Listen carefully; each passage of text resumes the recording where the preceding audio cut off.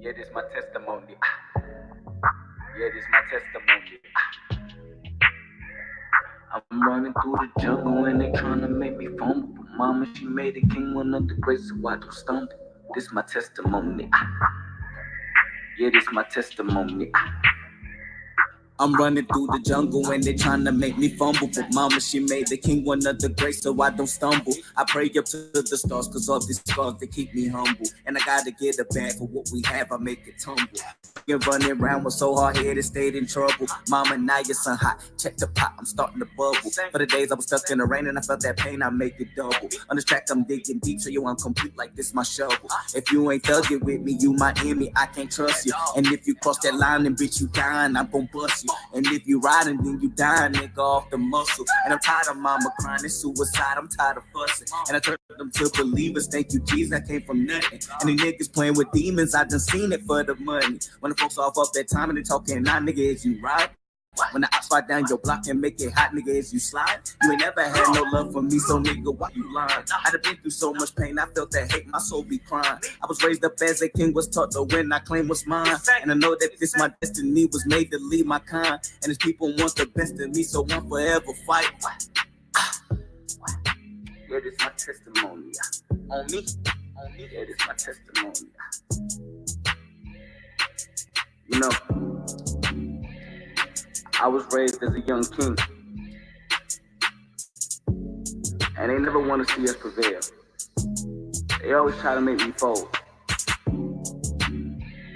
But I done been through my trials and tribulations, and through it all I stood tall and faced them head on.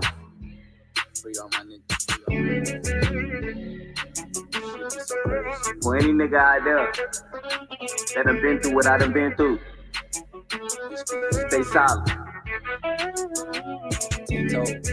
I just feel like I'm a prophet. I feel like God put me here for a reason. And all praise go to your house.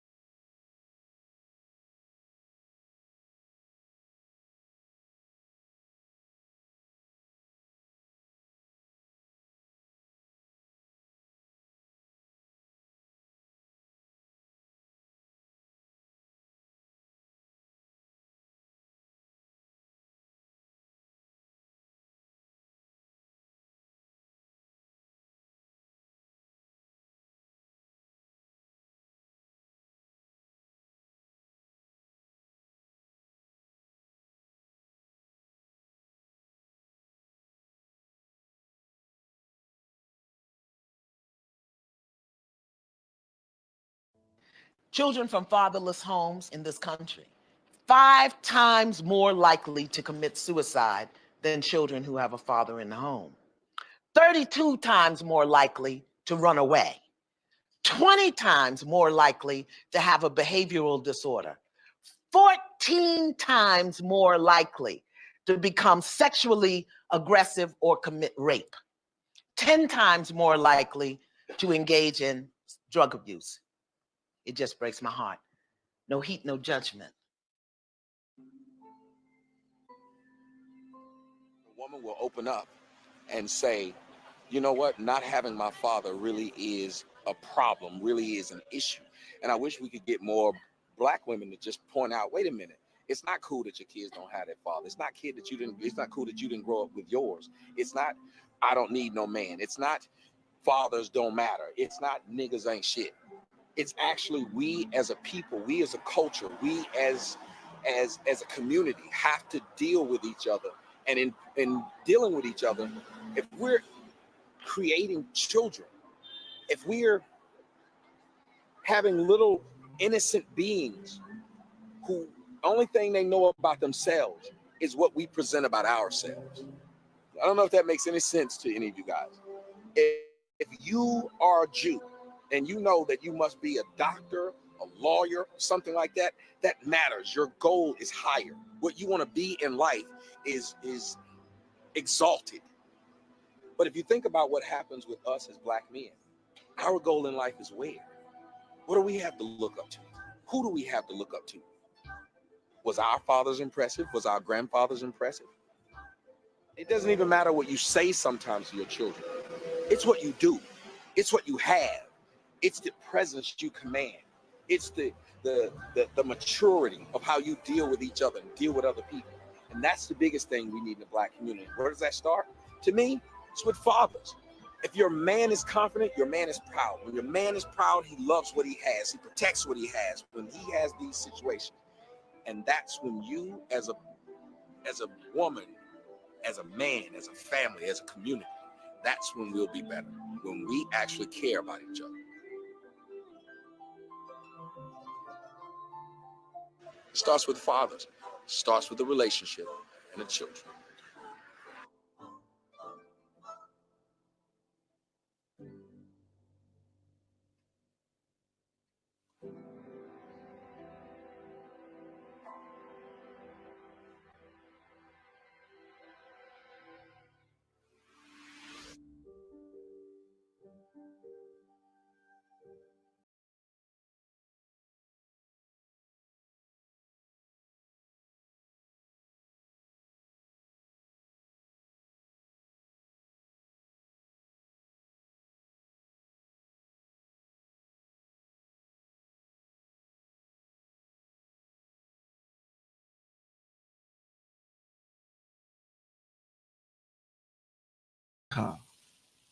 So whichever tickles your fancy, go over there and order that movie. It's more of a documentary than a movie, but it's something that we definitely need to see. Definitely as a family, you need to sit down with your family and watch it. It's something that we definitely need to check out and see the effect of not having a father in the home has on the family. It's not something that we should take lightly. So let's talk a little bit about why this channel was created. Channel was created for people with mental illness, depression, etc. It's primarily for men, not exclusively. Women can call in, children can call in, but it was built. Bolo TV was built for a place for for men to be able to come, sit down, relax, have total anonymity, no pictures. You can have fake name and just say how you feel. Talk about what your issues are, because we really don't have a place to operate in that weak sector, since we're always talking about sectors, black sectors, white sectors, and all these in that weak zone that we can find ourselves in. We really don't have anybody to really reach out to as men. You have regular family, you have brothers, you might have friends, but sometimes what happens, we get caught up in judgment. We don't want judgment. We don't want to be judged. So we tend to keep those feelings inside and not let it out. We let it boil up to a point where we do something stupid or do something stupid to somebody. So this is why Bolo TV was created. Bolo TV was created so that you have an outlet to voice your opinion, no judgment, talk about what you need to talk about, get it off your chest. And we're going to sit here as brothers, as sisters, as family. We're going to support each other. That's what we do here at Bolo TV. At the end of every stream, I'll give you the National Suicide Prevention Lifeline and the National Helpline. So if you do need to take that help further, these are the professionals. I'm here to guide you and use use me as that conduit, as that first step to you getting help. That's what I'm here for. That's what Bolo TV is here for. Last Wednesday, I did say that I will be incorporating a nutritionist that will be talking about how to eat healthy, because food does have a lot to do with depression. It does have a lot to do with mood swings. So he will be coming on to talk about what types of foods that we need to eat to keep ourselves strong, because we have to keep our bodies mentally, emotionally, physically, and spiritually.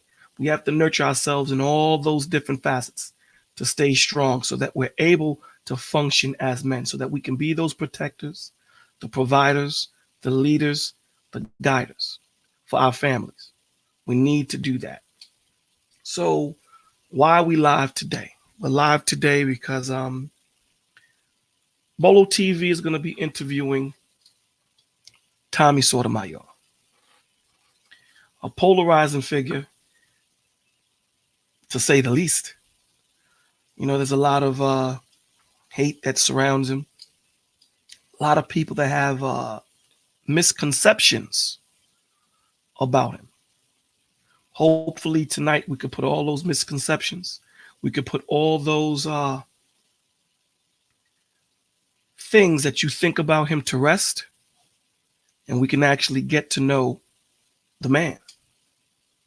So we're waiting for him to come into the room. As soon as he comes in, we'll start. So you're stuck with me until he comes. So let's talk about why we need this channel. Why do men need this village, as Aura Saint said? We need this village because a lot of the times only men can understand most of the times what men go through. So when you're here and you're speaking how you feel, there is no judgment here, man. There is no one that's going to sit here and say, well, you should have did this. Why didn't you do this? We're not here for that. What we're here to do is to get you in a better place so that you're able to function, so that you can actually go get help. We're here to give you advice. We're not doctors, so we're not going to take the place of your doctor. So let me get that out the way. That was the PSA, right? You have to go see your doctor. But sometimes even in seeing your doctor, they can see your face, and there's certain things that you're not going to want to articulate to them, you know, and there's certain things that you're not going to want to say because you feel that you're going to be judged. Thank you, Brian. Thank you, Brian. We're waiting for the man to come in. So hence Bolo TV. You can come on here and say a whole bunch of shit. You can say, you know, I was running around, I got hit by a bus and I flipped over it. You say a whole bunch of nonsense. The one thing you are going to get from this channel, the one thing we do here at Bolo TV is the truth will be heard. We're not going to browbeat you with the truth. We're going to tell you what the truth is. The truth is the truth. No matter how it's said, no matter who says it, truth is the truth. It's meant to hurt. Truth is meant to hurt. Why? Because it's supposed to make you a better person. I think in this world, a lot of people don't want the truth. They want to hear things that's going to make them feel good.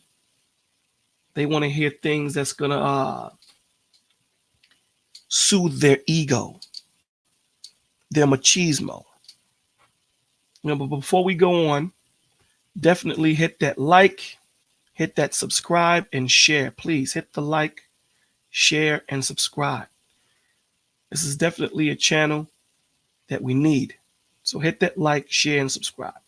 So getting back to it. Yeah, they want soothe sayings. It doesn't make you a better person to get soothe sayings or smooth sayings. You want that person to say what you want to hear. You want that yes man. That's not what we do here. That's not what we need in our community. Look at the state of what our community is in. For example,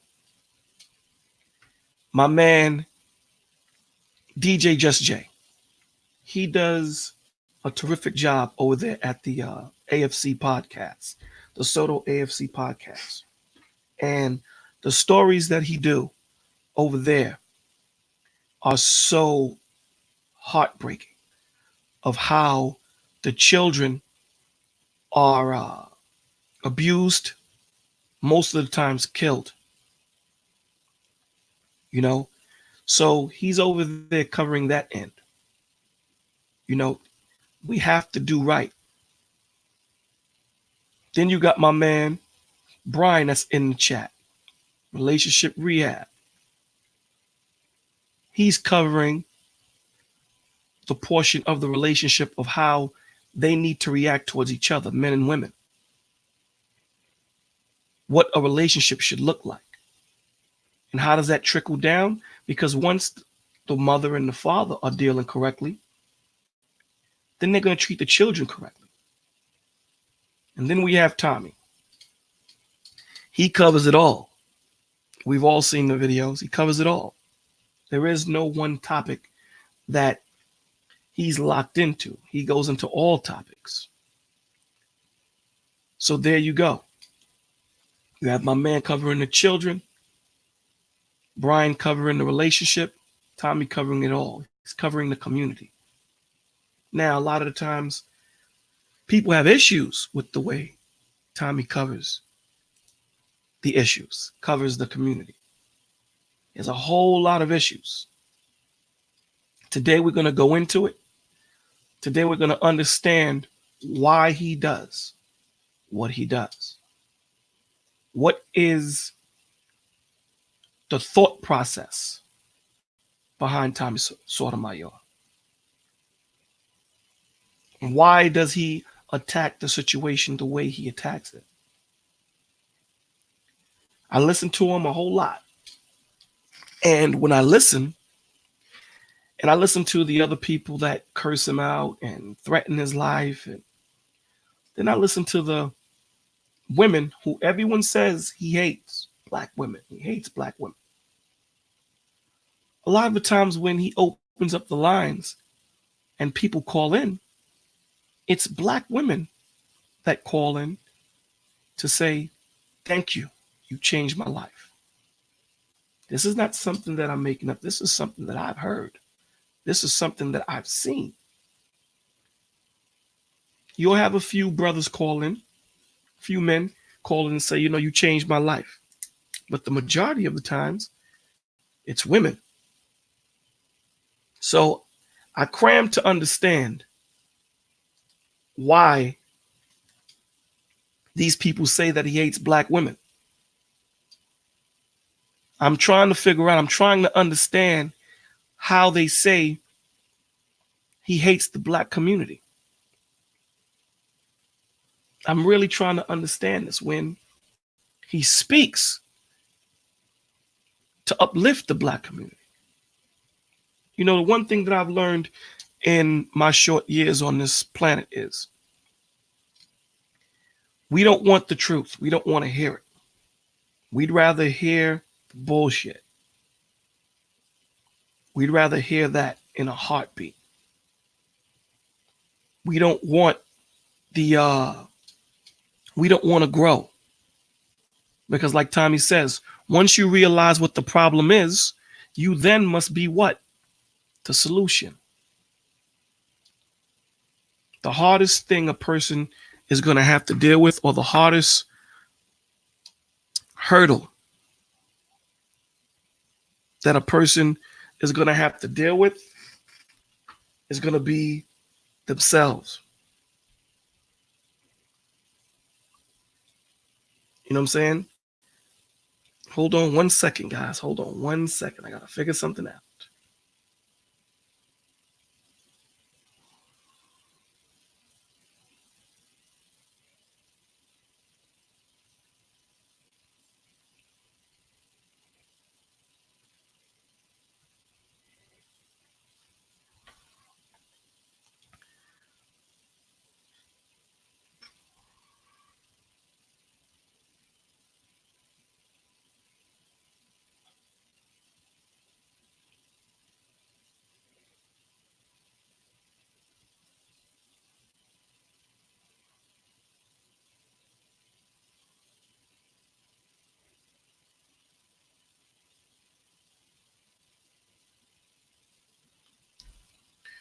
Yeah, I'm sorry about that, guys.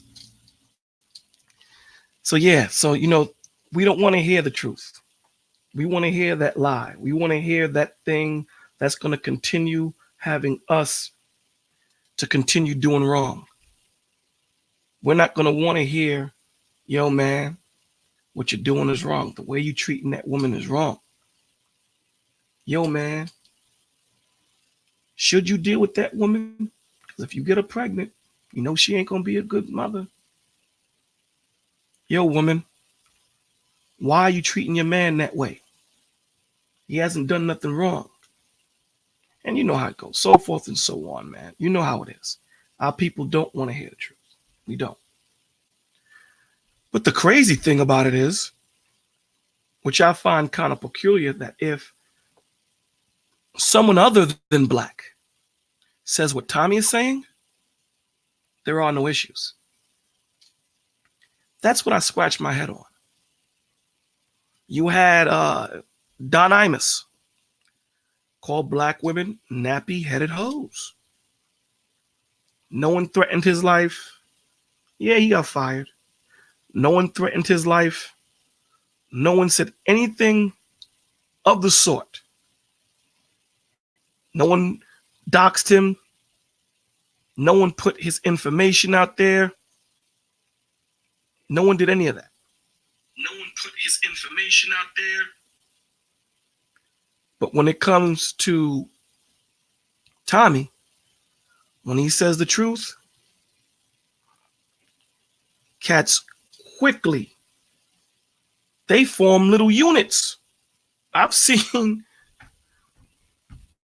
coalitions people have formed to come against Tommy.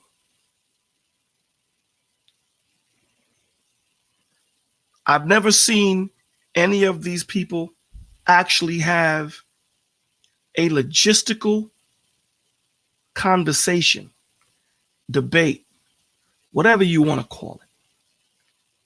I've never seen that happen. What I've seen is people curse.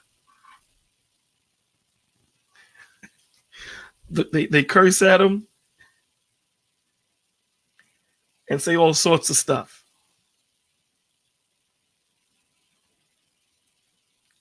Hold on a second, guys. Hold on again.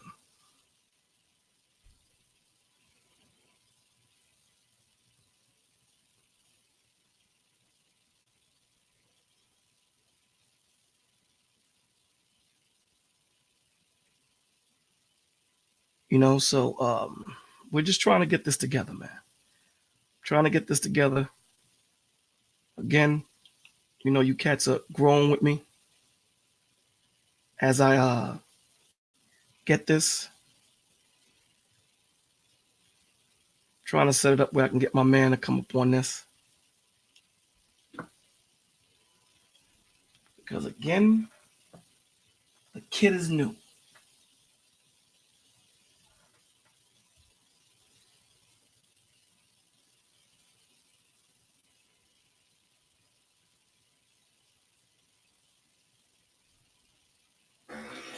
So, hello. So this is what we're trying to do, man. We're trying to set up a situation, trying to set up an environment where people can come, listen, have something positive to listen to. And not only is it positive, it's something that you can learn from. Something that you can actually tap into and actually grow from it. So again, he says what he says, and the black community gets up in arms. They form all of these coalitions, they form all of these groups, and they dox him. They put out his information. They threaten his daughter. Hell, they do it to each other. If we're supposed to be the strongest people on this earth, if we're supposed to be the kings and queens that we claim we are, why are we doing this to each other? If you have a problem with what I say, if you have a problem with how I say it, the best thing that I would think would be for you to come up on my channel and let's converse about it. Let's have a conversation. Let's deal. But they don't do this. They don't do this at all. And that's the issue that we're having. Why are they attacking this man? So I'm trying to get him on. I'm trying to give him this link. And again, you know, me, I'm new at this, so forgive me. Forgive me, fellas and ladies and gentlemen.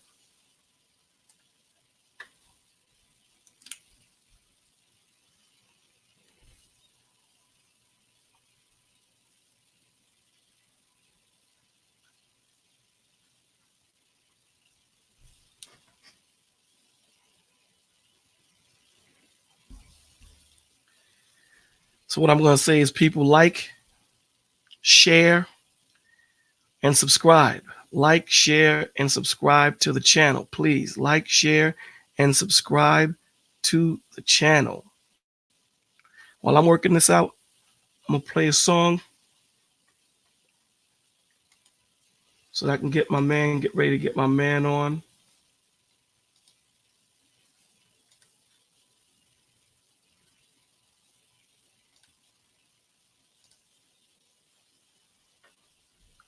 It's my man Saint again.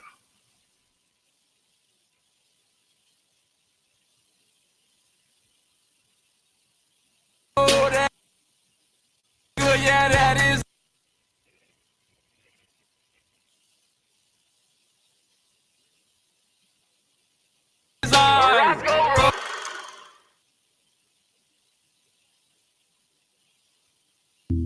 Yeah, this my testimony.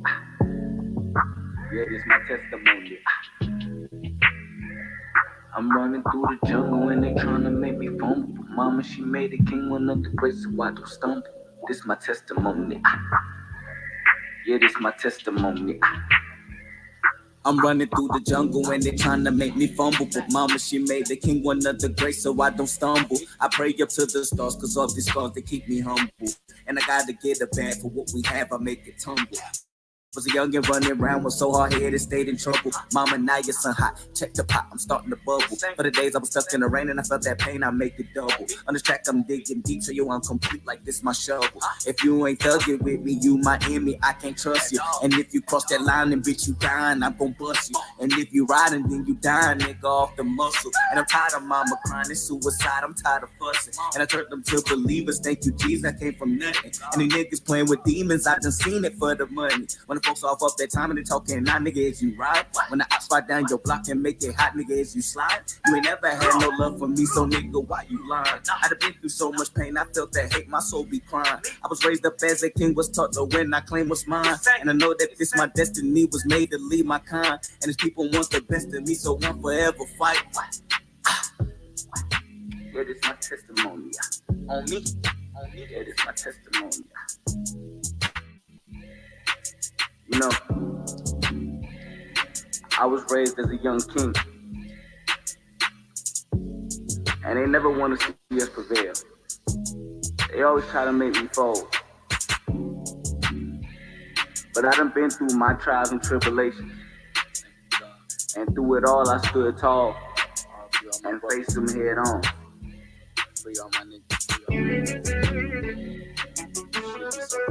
For any nigga out there that done been through what I done been through, stay solid. I just feel like I'm a prophet. I feel like God put me here for a reason. And all praise go to Yahweh.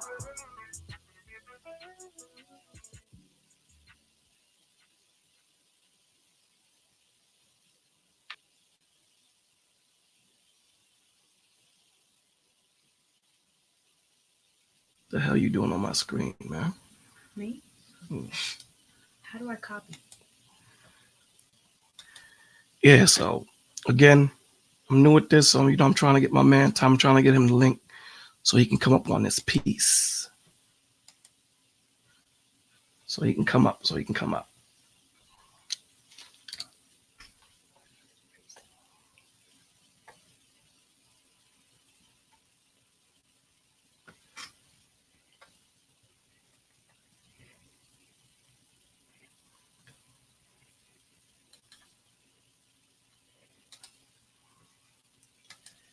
Yeah, I get this. This is the only way I know how to do it. So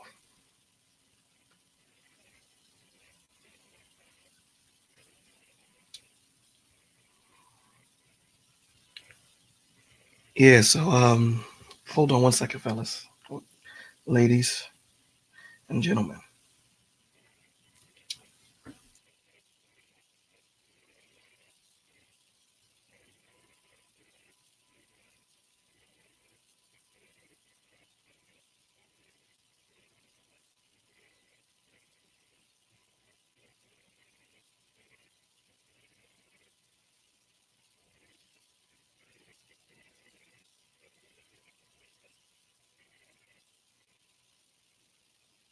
I think I figured it out. So yeah, man, this is how the magic work. Y'all watching the magic work. Y'all watching it happen. Y'all seeing all the technical difficulties. This is definitely not easy. So the way these guys, you know, the Just Jays, the Bryans and the Tommy, the way they make this thing look, they make it look easy, man. It isn't easy. It definitely isn't easy learning this on the fly. You know, so that's what we're about. You know, trying to teach the community truth, trying to give them an alternative to this nonsense and madness that is being watched.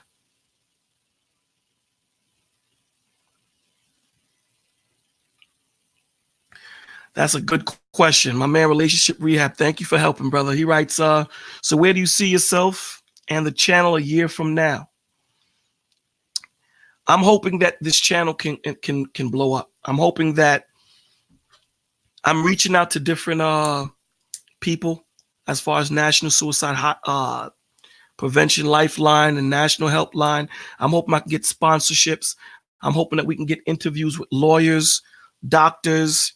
You know, this can be a one-stop shop where we're able to help men, women, children, an alternative to the nonsense that's on YouTube. You know, someplace where we can start some type of community outreach where we can talk to the children. Hopefully, you know, everyone in Soto Nation, we can come together, go out, you know, have like a picnic, a block party, or something that we could do to show that it can be done. Something that we can do to show that it's time for us to stop. All right. The man is here, so I'm adding him. Hey, brother, I'm so sorry. No, you're okay. I was over here not knowing what the hell I'm doing to myself. All right, man. I don't think I've really done it from this end. I have, but I haven't. Okay. All right. So this is a first for both of us. That's right. All right. First off, I'd like to thank you for coming up on the show. Thank you for, you know, taking the time to share your time with us over here at Bolo TV. No problem, brother. And let me say this. My actions was never to start a channel until I saw you and seen what you were putting in. Well, once we heard you, you had to start one.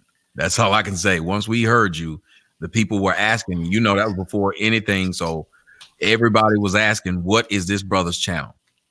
Definitely. So I made this interview, or I asked you for this interview, because I think that there's a lot of misconception that's wrapped around your mind. And we gonna kick it like two old school cats that knew each other for years. You know what I'm saying? We're gonna talk shit, we're gonna talk truth, we're gonna joke about it, and we're gonna have some fun. But I want people to know the man. I want people to know you, who you are. So we do things a little bit different here, because I know when people interview, they ask you, who is Tommy? What I'm going to ask you is, what would you like? What is something that the people out there don't know about you? What? All right. Let's see. What is something that people wouldn't know about me? I don't put no crazy shit out there that they're gonna make videos about. Right after you. I want to give you something that people may not know. So, let's see.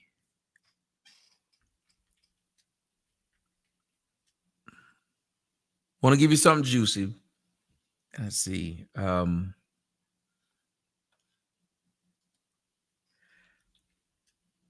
afraid of heights. I'm afraid of death.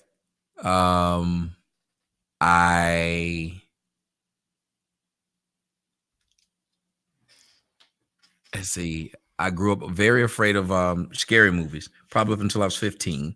I was a virgin up in a physical virgin. I had gotten head in the 8th grade, but I was a physical virgin until I was 15 and a half.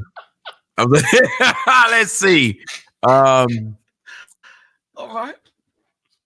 I have eczema that doesn't affect me in my hands. It doesn't affect me in my legs. It's actually my inner thighs. So that it's ugly whenever it breaks out, because then I'm up here. I can't really scratch it because it's like I got something. So, but it's just in my inner thighs. So okay. I sit up there. All right. Okay, so here's something else. Tell us something memorable about your childhood, both negative and positive, starting with positive first.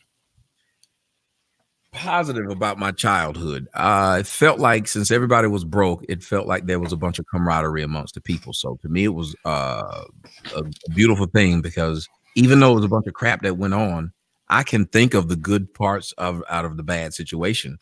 So it felt like we were closer, even though it was more of a facade. That was the good part. Okay. The bad part is realizing it was a facade, and realizing how broke you were, and realizing how family was just something that you would say. But I noticed that we didn't protect children or each other. Wow. Okay. All right. Okay. What's up, right? Shit, man. I thought you was going to you fucked me up with that one, man. No, we didn't. I remember there were so many of my friends that either died, or I found out as they got older, were raped. They were into drug before they should have been. Like, just what we thought. And I don't know if you grew up in a situation like that. As a kid, you didn't think it was shit wrong. Right. Because it was normalcy. That's all you saw. Yep. All right. I watched your documentary. That's nothing new. Knowing that you grew up without a father, what effect did it have on your childhood? What effect, I'm sure you had friends that had fathers. So what was the dynamic between, your home and theirs? I had white friends that had fathers as I grew up. The only person I knew that had kind of a father was two of my cousins. One of them's name was Ricky Smith. The other one was my cousin Linwood. Linwood, my uncle, died when we were both 10, I think. And literally, it's like Aaron Hernandez. As soon as he died, so did the order in the house. And now my cousin is serving life in prison right now. Wow. My other cousin, he was close to his father. His father was a good father. His father was Ricky Smith Sr.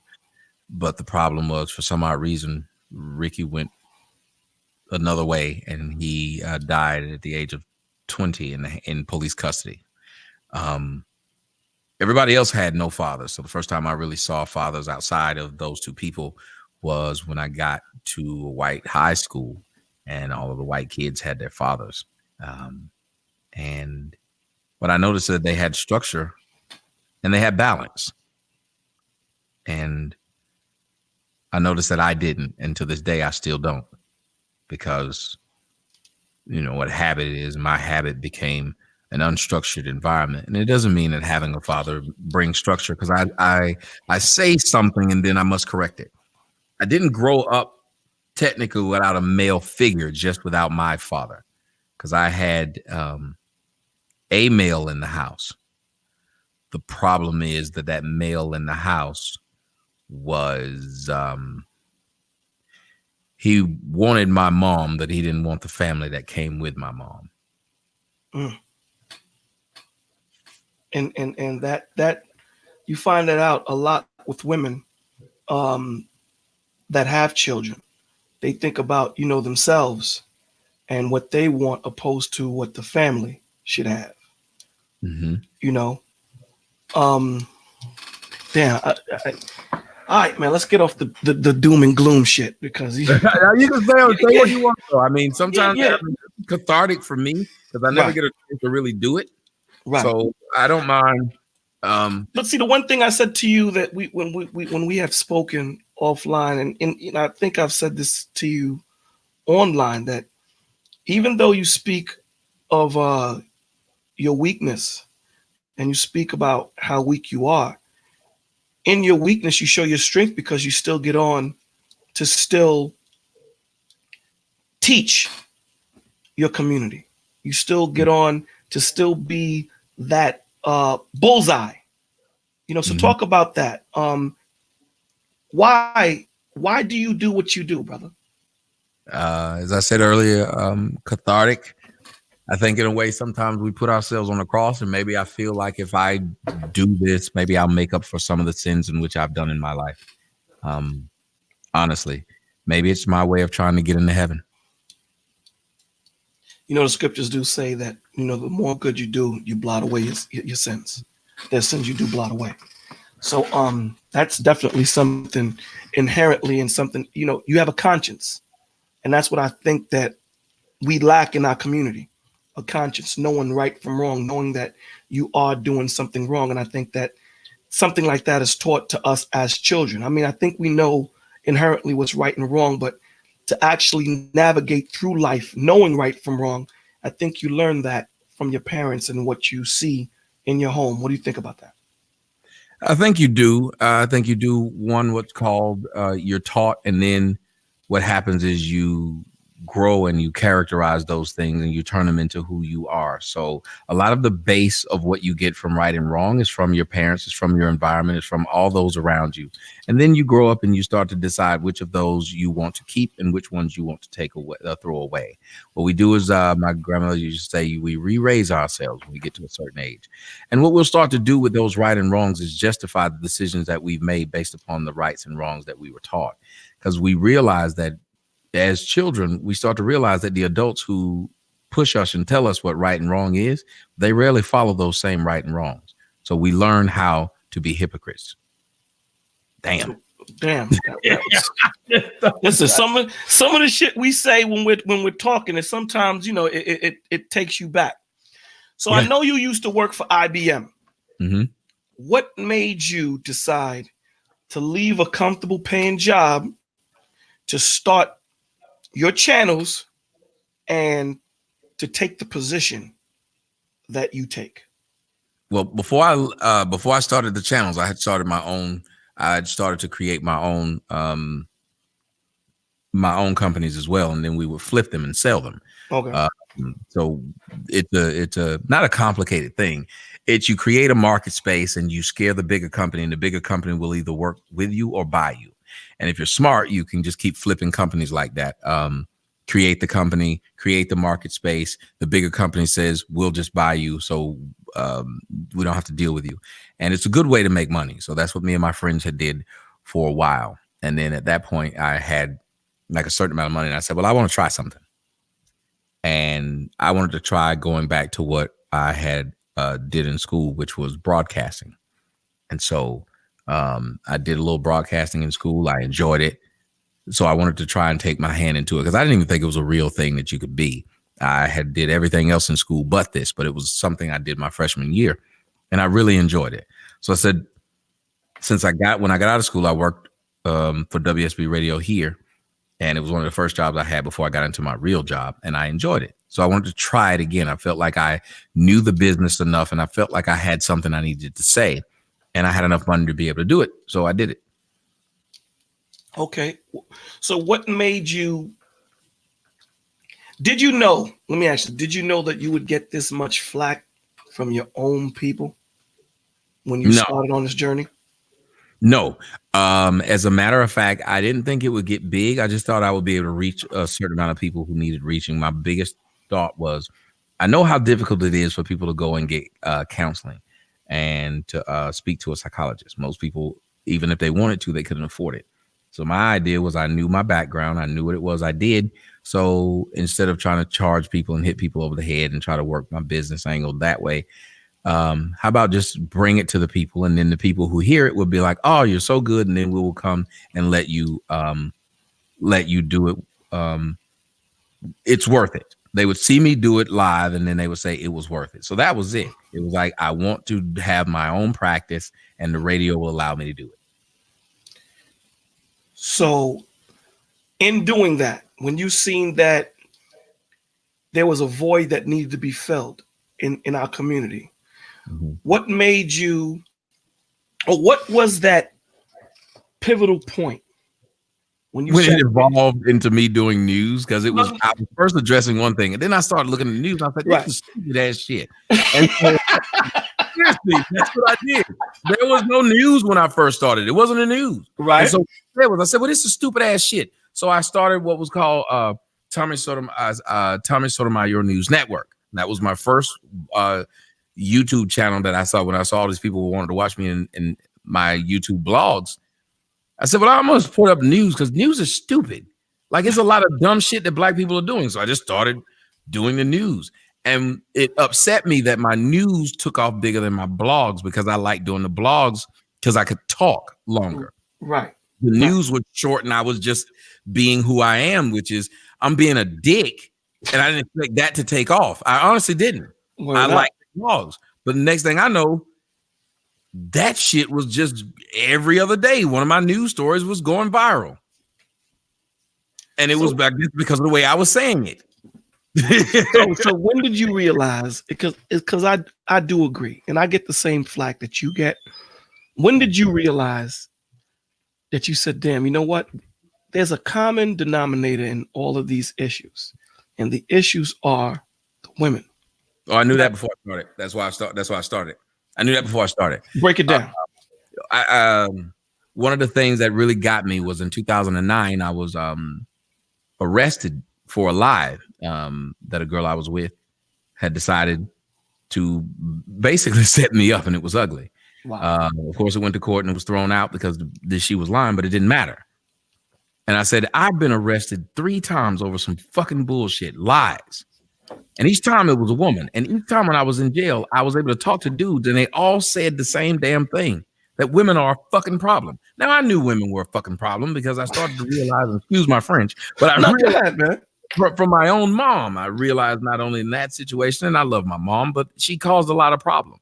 Then I realized the other women in my family, they caused a lot of problems. And I also realized that a lot of men were at the mercy of these women's decisions. And when I realized my last time I'm at the mercy, well, it wasn't my last time, but I'm at the mercy of these women. And I hear all these men talking. I remember they used to talk like that in the barbershop. I was like, well, why the hell is it no one says it out in the public? So basically what I was doing when I started, it just kept evolving. At first I wanted to help people mentally. And then I was like, nah, I need to talk to them about what these hoes are doing, because these men, they won't admit what these women are doing, and they won't be able to get any help if they can't find out that the problem exists.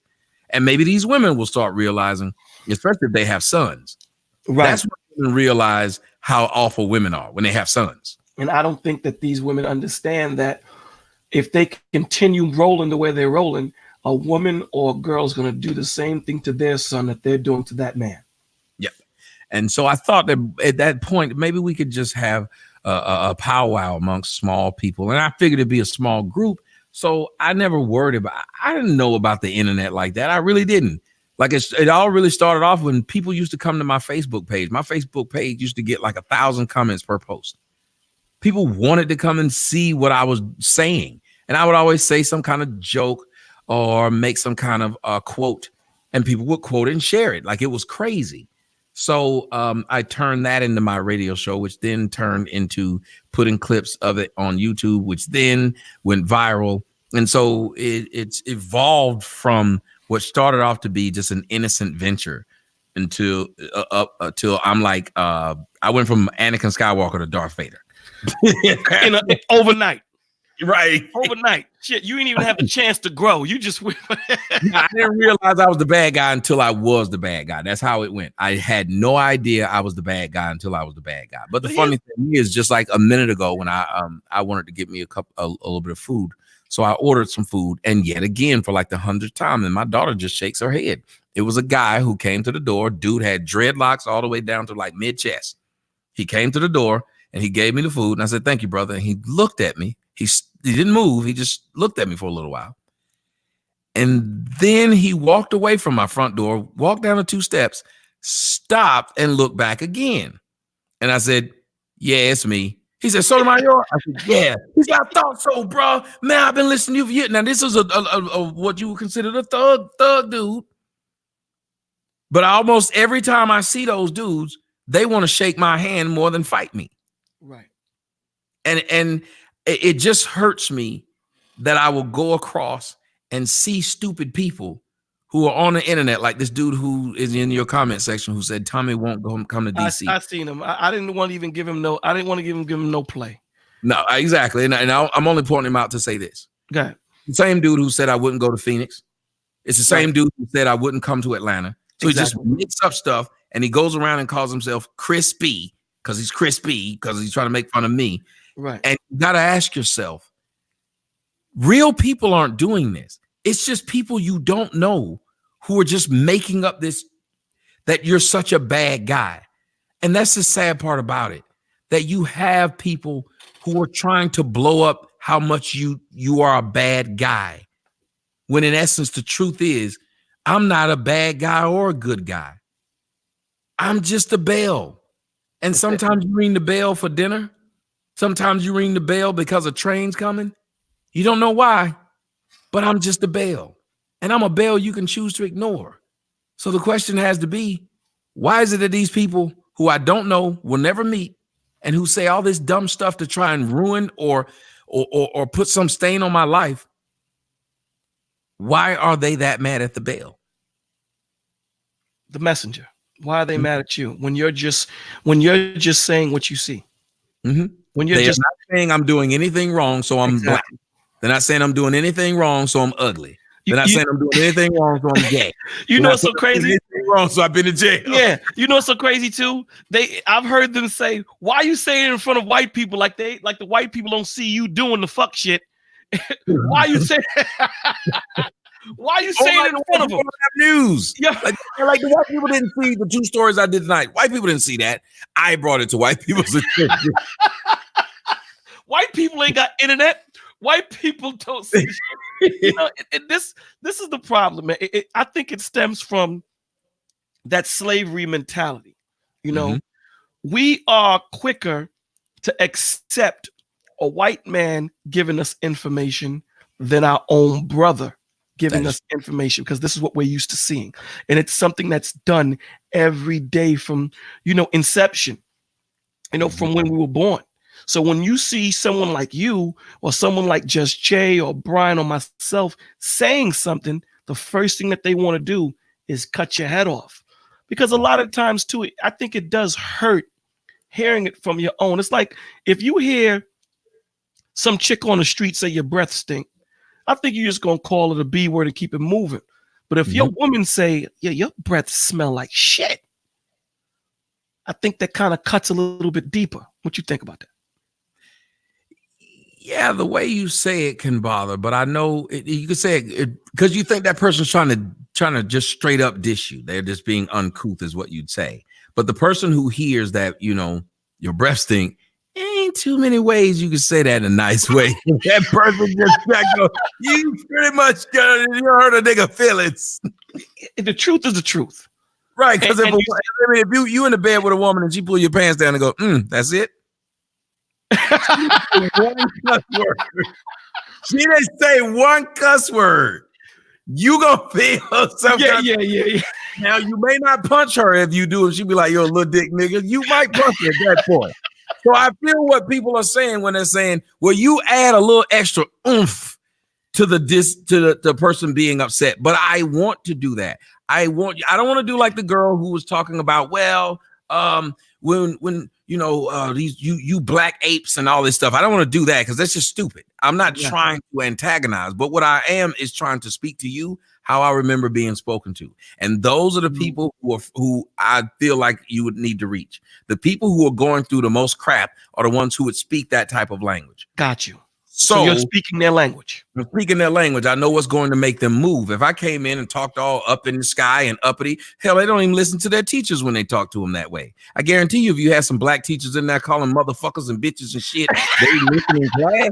I'm not even trying to be funny. They need to allow inner city teachers to sit there and say, y'all motherfuckers need to be here. Like if they I guarantee you there would be more learning in those schools. I swear, I bet it would. And you know what the sad thing about that is, man? I totally agree because they would say, this nigga is real. It's a real teacher right there. That's a real teacher right there. He from the streets, kid. Go ahead, baby. You know. And I'm telling you, but again, that's why I tell everybody, they need to take a little bit of psychology because there's a psychology behind what I'm doing. Everything that I do, there's a psychology behind it. It works for a reason. And why do you think everyone who watches me ends up trying to take from it? Because they see it works. You can hate me as much as you want to. There is a strategy behind what I am doing and when I do it. Just like when I went over there to talk to those people in the beef sector. What happened? What did my numbers do after I went over there and messed with them for a little while? Their numbers went up. Yeah, their numbers went up, but look what happened to mine. Mine was the only one that was consistent. So I went from having about 1,200 to 1,500. Right. Sometimes until now it's 2,500 to 3,500 consistently, no matter what I'm talking about. No matter what you talk about, because you know what, people know that what you talk about, you know, even though you might throw some jokes in there, they know that there's truth in it. And I did it on purpose because I said those people are going to tell somebody else. They may hate me, but they're going to tell somebody else how much they hate me. Those other people who are getting a temporary boost off of me, whoever sees them are going to realize they're boring. But me, I stick. If I get in front of your audience will get in front of me. Definitely. See, what you're doing is you're being you. It's organic. It's not fake. What they're trying to do is they're trying to copy you. And that's the issue, right? Yep. Let me ask you, you know, despite all the ups and downs and your channels being pulled down and all the verbal abuse and all the attacks on your family, how do you muster up the strength to go on? Well, they say when you're going through hell, keep going.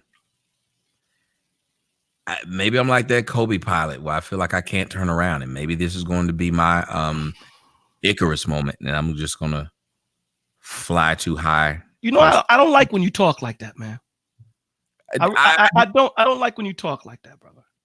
I just try my best to be as honest as possible because when you ask what's driving me, I think some of it is I don't know how to turn around. I don't know how to say stop.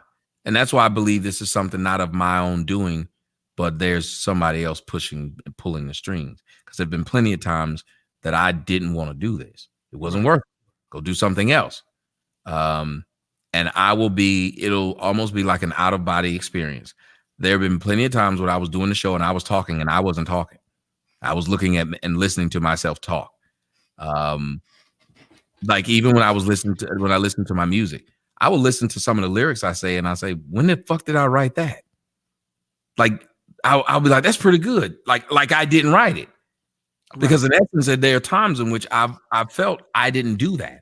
Like an out of body experience. Yeah. So I will many times try to take time off or quit or go do something else, but there's a drive to do it. But whoever put me on this path in the beginning knew what this path was and knew what I was going to have to endure when I did it. So you embrace it. Yeah, I can't stop it. I've cried many a nights over it. I want to do something different. And then it keeps coming right back to the same thing. Your job isn't done. You must do this thing. Somebody's going to hear you. When you have enough people who can, apparently when you have enough people that will spread the message, there's somebody that's going to be a build on the message, and that's when your job is done. Let's see, John the Baptist couldn't stop until Jesus came. Yes, sir. Yes, sir. That's, you know, and I like the way you incorporate the scriptures into what you're saying, you know what I'm saying? And you slip it in. with that little jab. You give them that jab with it, and it's a good thing, And I think, here's the thing, right? Since you brought up the scriptures, the 12 disciples were different than Paul. They called Paul the apostle to the Gentiles because that's what his job was. He was the dude that went out there to go talk to the Gentiles, because the 12 were old school cats. They were going to go talk to Israel. So I do believe that you're that dude that's meant to go into the gulliest of streets. And because I've seen you go at it with women and men. And when you think that there's no good going to come out of it, at the end of the conversation, both of you are shaking hands, figuratively, and they have an understanding better of what you were trying to say. So I see sometimes you have to slap them a couple of times for them to get it. There's a young lady who she was she's a friend of mine, and she took a picture of my show with those two dudes, with those dudes from DC. Right. And it was a beautiful picture.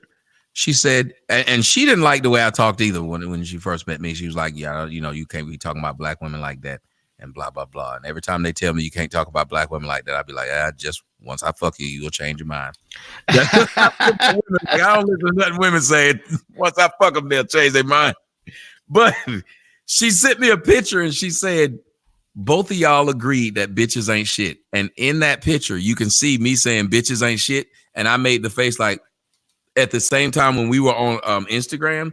And I don't know if I can show it or not, if you'd see it. Let me see if I can put it up here. But okay, she posted it and we made the exact same face when I talked about how these bitches ain't shit and how they do shit.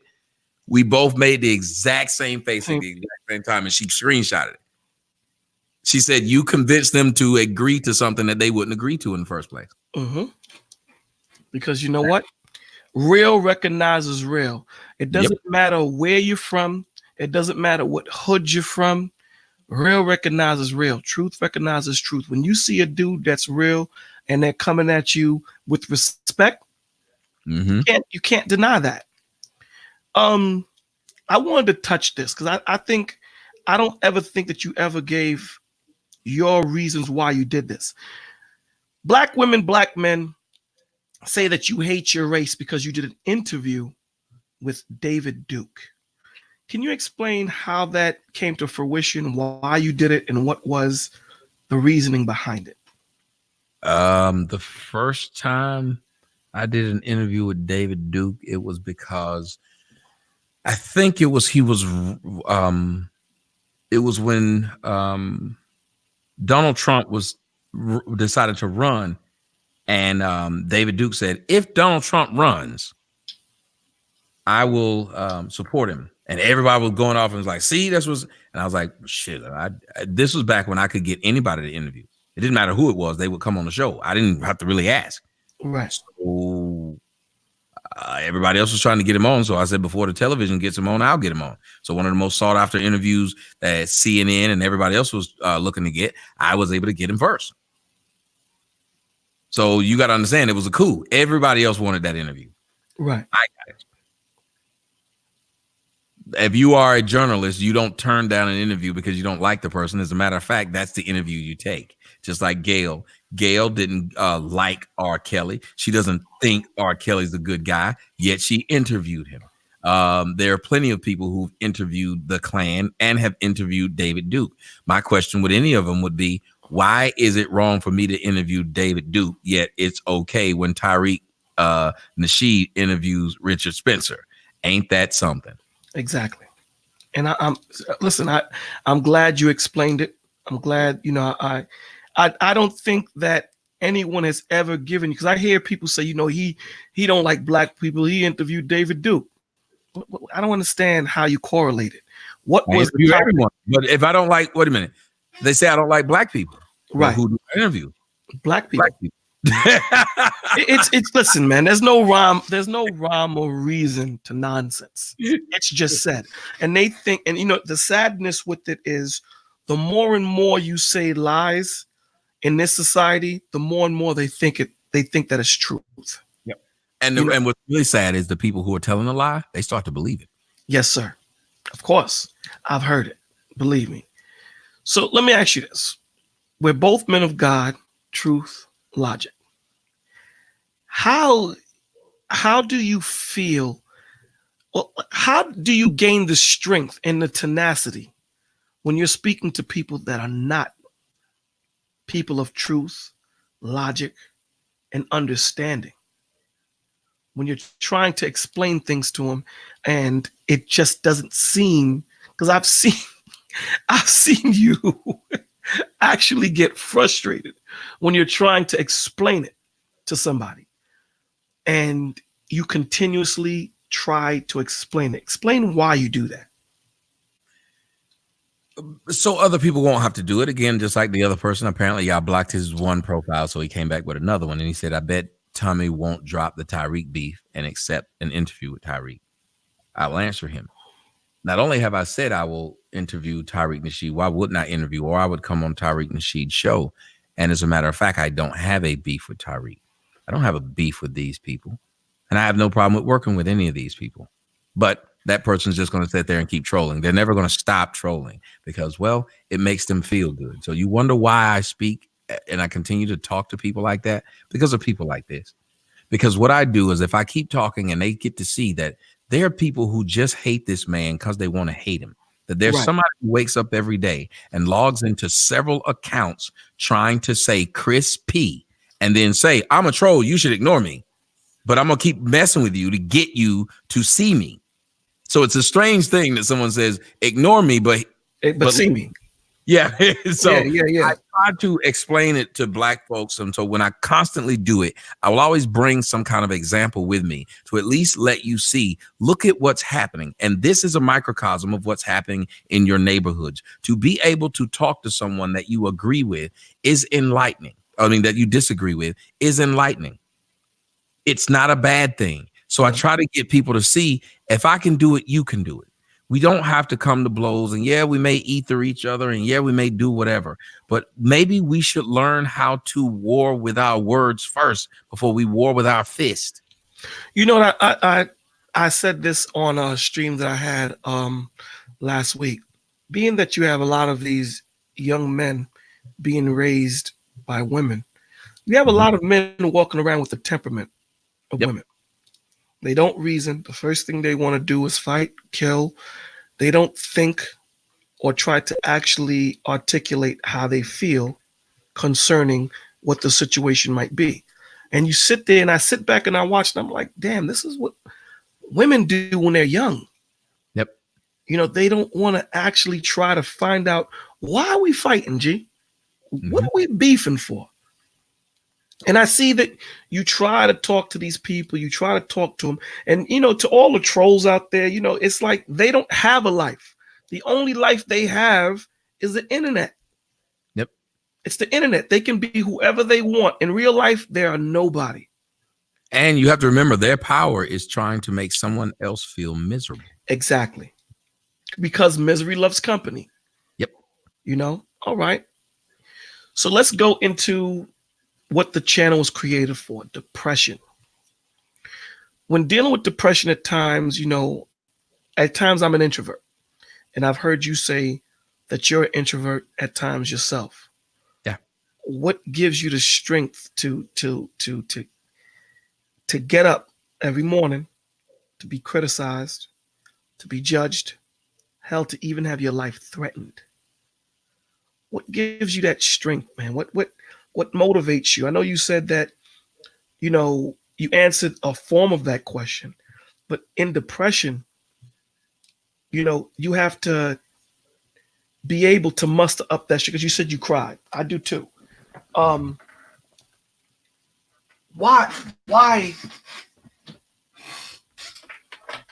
do you continue to talk to these people who you know are going to continuously not listen, continuously not want to build, but try to destroy?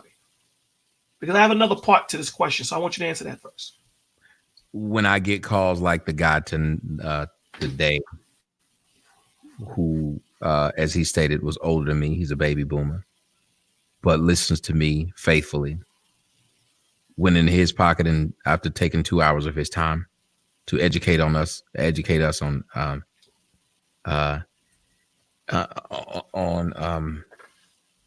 aeronomics. Man, am I saying that correct? Why did I just draw a blank? I'm getting old. I really am. Both of us are.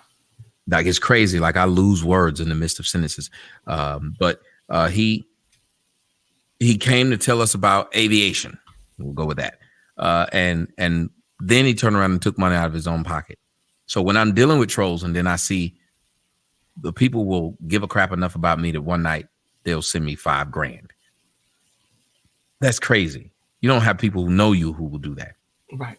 So I stop that and I say, there's some people who you're really touching. And my whole life has been, I get a joy out of making others happy. So if I can have people who say, man, you got me through my depression, to me, it's worth me going through my depression to get them through their depression. So I get my happiness, which isn't a good thing, but my happiness derives from other people's happiness because I technically don't know how to make myself happy.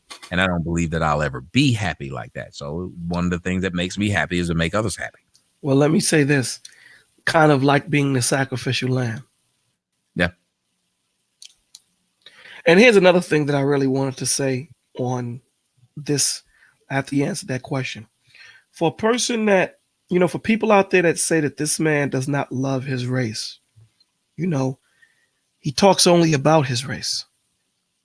He talks to people that threaten his life. He talks to people that threaten his daughters. He talks to people that dox him.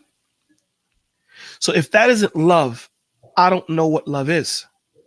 Because a person that doesn't care would not continue to talk to that person or those people. Yeah, I keep telling people the opposite of love isn't hate. The opposite of love is indifference. Exactly. So even the people who troll me, they can't say they technically hate me because they wouldn't spend that kind of time on an individual they don't know. And they definitely wouldn't want to know my thoughts on every damn thing. Tommy, why didn't you do this? Tommy, what happened to your son? Tommy, what happened to your other kids? Tommy, why didn't you buy that house? Tommy, why didn't you so-and-so? You wouldn't spend that kind of time on me if you hated me. You'd go do something that you love. But the truth is you do still love me because if you didn't, you'd be indifferent to me. Well, how about what I thought? How about this? Maybe they just don't know how to show love because love wasn't shown to them. Yeah. So the only way they can show you love is by trolling. It's like that man that thinks beating his woman is the right thing to do because that's what he's seen his father do and his father before him do. Yep. So until we start to do something different and be different, like you say, once you know what the problem, you become a solution.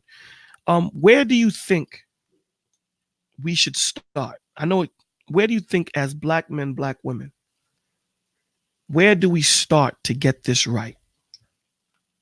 You got to start at home. Everybody, no matter what it is that I say, you got to start at home.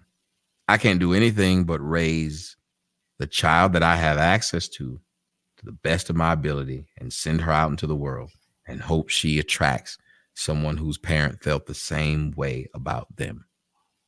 We can't do everything, but we can do something. And if everybody just looked at it that way and say, hey, I can't do everything, but I can do something. And you start at home. When you start at home, what happens is you build a home and then you move and you build a neighborhood. You build a neighborhood, you build a community. You build from small to big. So that's the only way that we can change this. We have a big ass ship and a small ass rudder.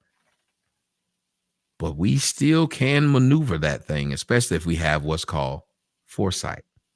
Foresight will start us to make us say, even if we can't fix all those crazy ass people, we can create our own Zion within the midst of this, the midst of this confusion. And we can grow from there and make sure that we don't mix and intermingle with them.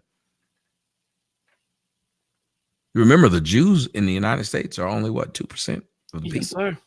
But how much power do they have? All of it. And what is the main thing that they try not to do with other races? Mingle. There you go. So, I mean, listen, sometimes the truth is so apparent that people just don't want to see what the truth is. They just want to continue living their miserable life because, again, like you say, and it's harder to be that change. Mm-hmm. It's harder to say I'm not going to do that. You know, earlier this evening, I heard you talking about as long as you have peers, you're going to have peer pressure. Mm-hmm. You know, speak on that for a second.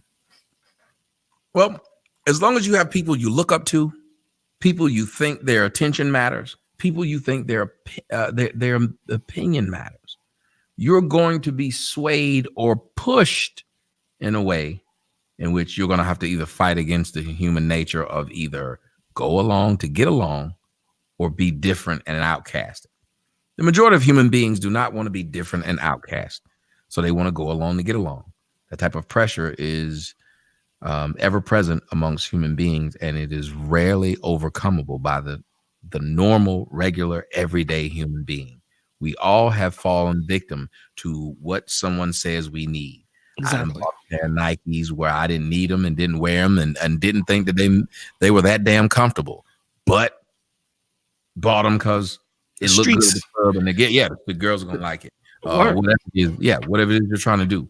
So that's what I meant when I said it. It is ever present, and it doesn't matter how old you are. And what we need to start doing is accepting it instead of listening to somebody who said, "I ain't never fell victim to peer pressure. I'm old for that." So we always make these statements. That's why we have in the Black community people saying, "I'm grown." They believe that if you reach an age, you no longer will have certain problems. That's not true. And until we can start being honest with each other about our failures, about our doubts, about our fears, because fear isn't a bad thing. Fear lets you know you're alive. And fear you value your life. Yeah, fear teaches you respect. Yep. Fear shows you where your weaknesses are so that you can make them strong. You know, fear is something that we need in our life to understand what the next step of evolution is. You're totally correct on that. We need it. We definitely need it. This is why Bolo TV, this is why, you know, I created the channel, that I felt that, you know, Just Jay was covering, you know, he's doing a phenomenal job covering the children and, you know, what's going on over there. And, you know, Brian is covering, you know, the relationships and how to deal and so forth and so on. You just cover it all. You're overall. I'm just covering my ass. You covering everything. I'm just covering my ass at this point, but go ahead. Yeah, you know, I figured that, you know, we needed some place where men primarily, not exclusively, can just come on and actually say how they feel and, you know, come. Did I lose you? Damn it, Bolo, I lost you. Did my internet go down? Do you guys see me? Am I being saw? Am I being seen? Am I being heard? So y'all can still see. Okay, y'all can. Oh, so Bolo, you got to come back.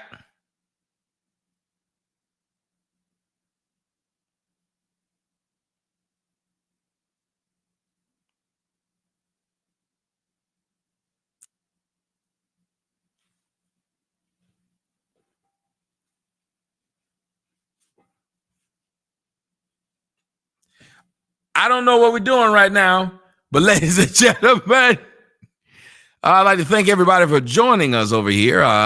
If you are not a dumbass like that one guy who's been wanting my attention for years, talking about I'm a troll. I don't even understand the logic of that, you dumb son of a bitch.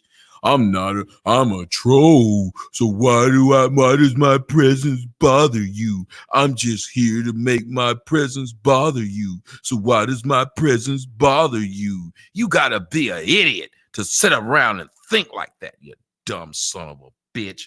But that being said, you dumb son of a bitch, you like my attention, don't you? It make you feel good to get me to say something about you. You get up every day just to think about some dumb motherfucker living in his mama's basement right now saying, I'm going to say shit to Tommy and see if I can get him to not say something to me back.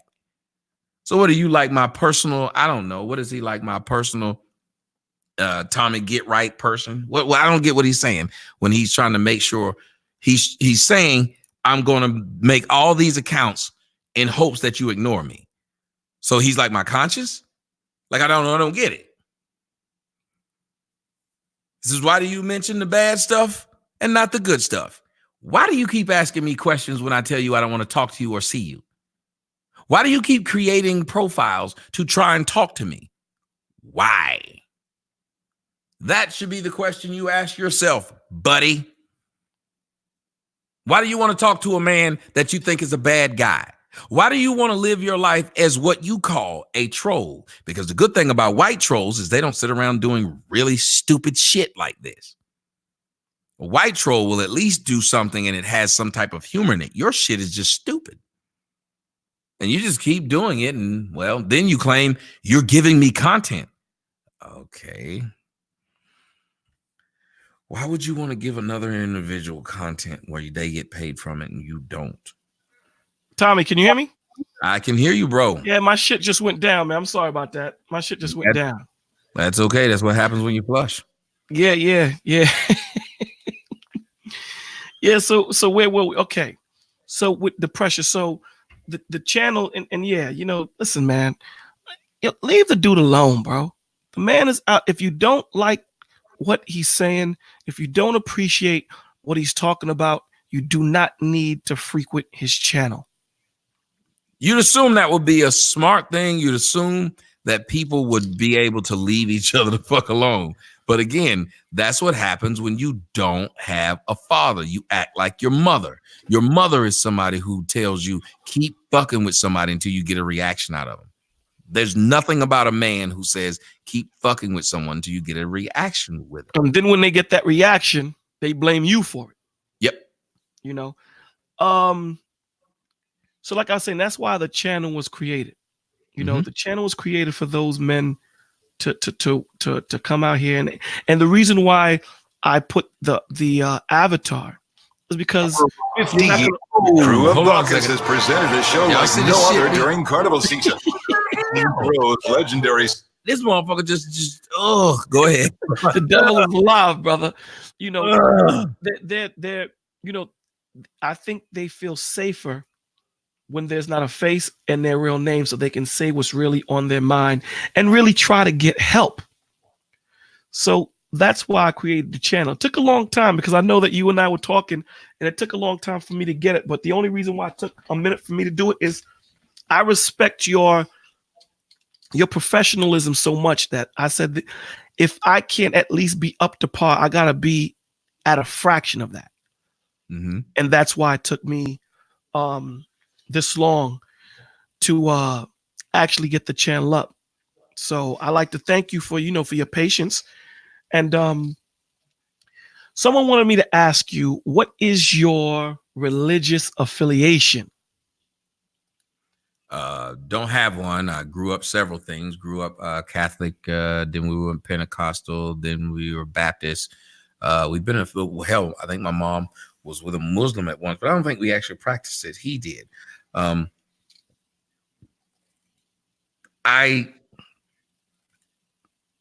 took to Christianity with like my mom, and she became a pastor, and I took to it. It was what I knew. It was what I was comfortable with. And then I decided to study as I went to college, dealing with a lot of issues. So I decided to immerse myself really deep. I think my second year into it, because I wanted to be a different person. I did a lot of things my first year that I wasn't proud of. So I immersed myself in it. I wanted to know more about it. I wanted to know where my soul was and if I could direct it to a good place instead of the bad place it was at. And then I started seeing contradictions. That became a problem the more I studied. And so I stepped away from religion simply because I said to myself, I don't want to be one of those people who claim something and go around and tell people that they need to do X, Y, Z, and I can't follow. I'm not trying to. And I understand that every man falls short, but I think there's a complete difference. And I think God sees it differently than There's a difference between you're trying to do well and you fail, and you know you gonna fuck this hooker tonight. Like while I'm at church, I'm swiping right on everybody half naked. I don't even hear what the preacher's saying, and I'm amen at the end, and I'm thinking about squirting in somebody's face at 6:35 tonight. Like I said, I'm not gonna be that guy. It's the same reason why I don't think I would. I'm not getting married if I'm not ready to stop cheating, or if I'm not going to marry someone that's going to let me do it. I'm not going to tell that lie to you. I'll tell you some lies. It's just some other lies I'm just not willing to tell. Gotcha. You know, and I think that's, you know, I think people fall into religion because they like to be led. You know, it's hard. It's hard to make your decisions and actually be a leader. And when they fall into that religion, and they go to church every Sunday, and it's supposed to be the seventh day, but they go on the beginning of the week, which is Sunday. But that's another topic. Mm-hmm. I think it's easier. You know, what do we call them? Sheeple. You know, it's easier for people just to say, you know what, let him lead or let him drive. I'll just follow. Because then I can, as I always say on my show, the reason why people are more comfortable doing that is because when shit goes wrong, they don't get the blame. The leader does. Hey, you led us down the wrong road. Instead of you were able to speak up and say, this is the wrong damn road. You shouldn't have to say, I led you down the wrong path. You know right from wrong too. That's why I said, even with the helicopter thing, why not know how to fly this thing even when you're a passenger? Shit, you paid for it. Yep. Shit, if I buy it, I want to learn how to drive it. There you go. Another question. Not having a father in your life, and I know this is going to be an asinine question, I'm asking anyway. How has that affect you in you being a father towards your two daughters? Again, like I said, I didn't have my father, but I did have men in the house. Just weren't good. I think in a way, Alex is a beneficiary of things I did wrong earlier in life.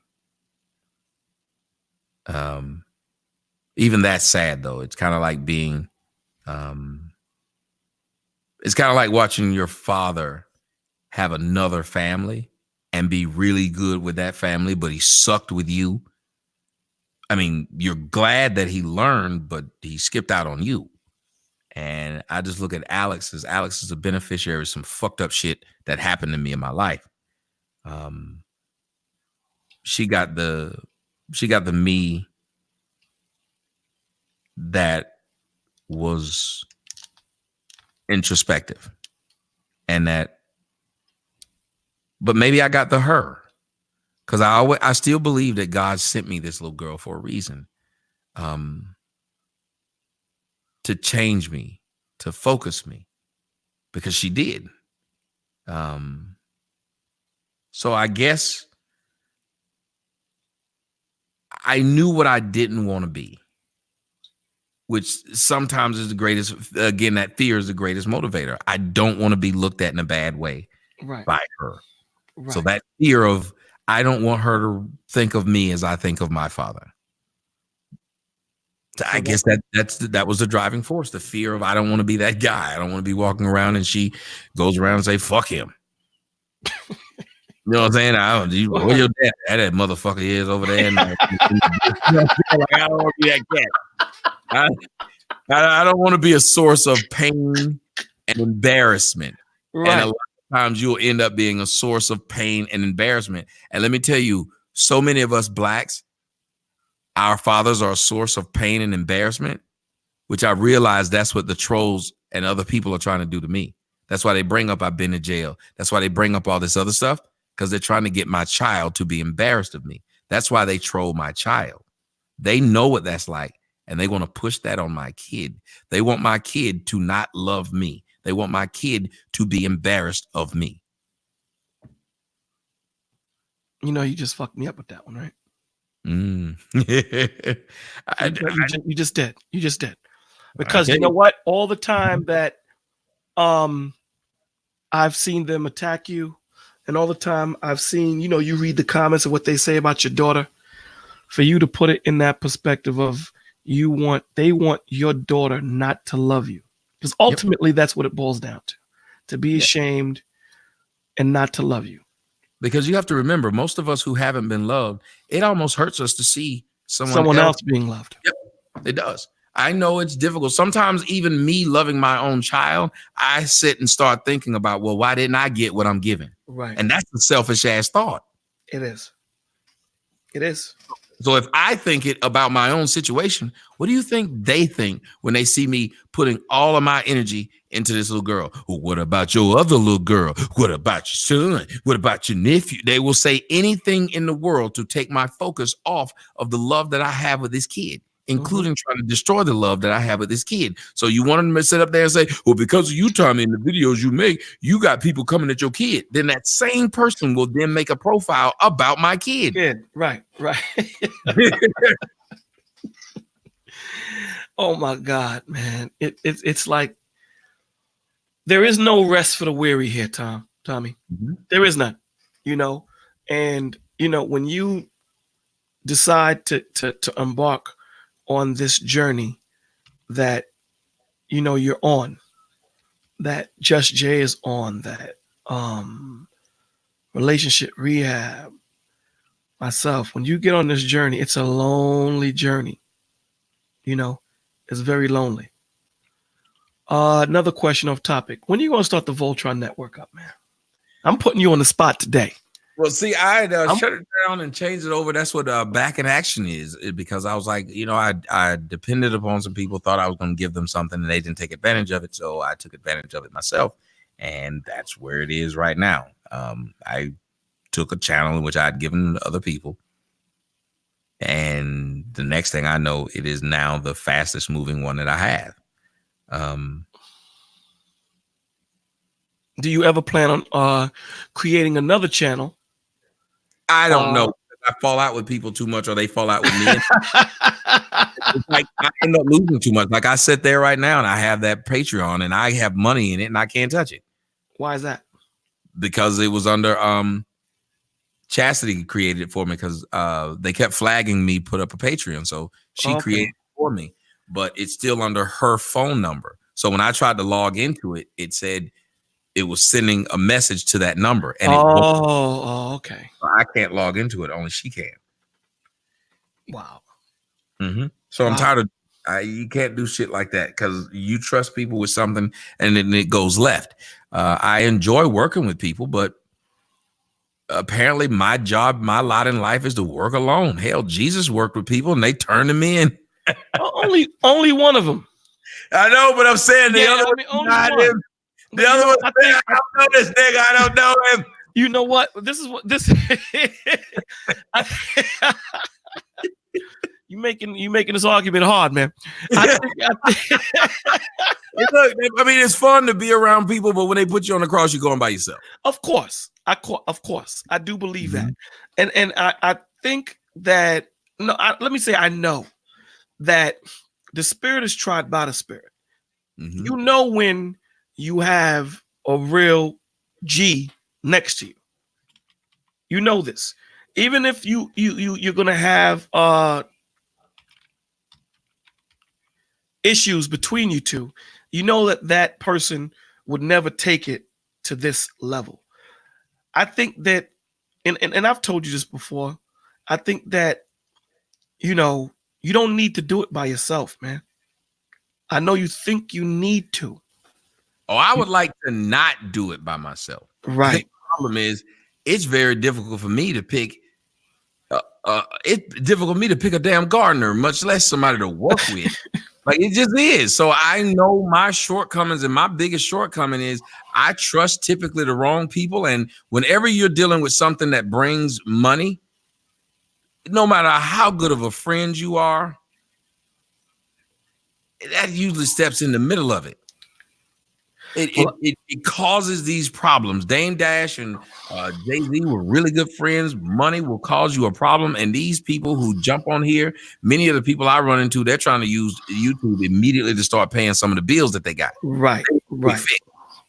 And they are trying to be my friend because they think that I'm a quick fix for them. Exactly.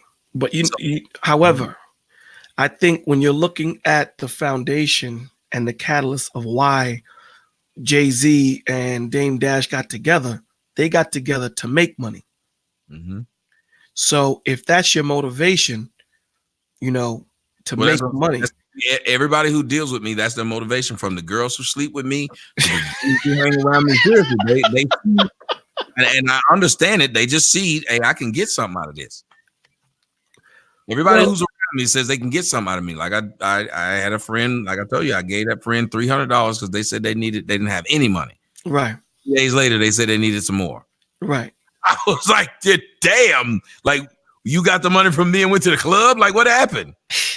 You couldn't have bought this lunch you said you needed. So now I realize that I am just a means to an end. So the only way I could actually work with some people at this point, I would have less problems if the people were as big as me. And even when I worked with Tariq Nasheed, who was bigger than me, still didn't work. Because then they feel like you're infringing upon their stuff. They want to work with people that they can lord over. But that's the point that I'm trying to make. Let me give you this. Do you feel that way about Just Jay? Well, no. But here's the thing. That's why I let everybody else just do what it is that they're doing. Right. I let everybody else do what it is that they're doing because eventually people are going to resent whatever it is you do. Explain that. Even if you're just a handsome guy and all you are is a handsome guy, there's going to be someone that resents that you getting all the hoes. Even if you helping them get hoes they couldn't get.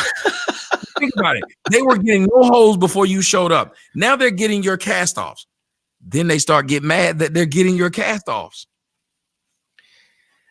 I feel where you're coming from. I get it.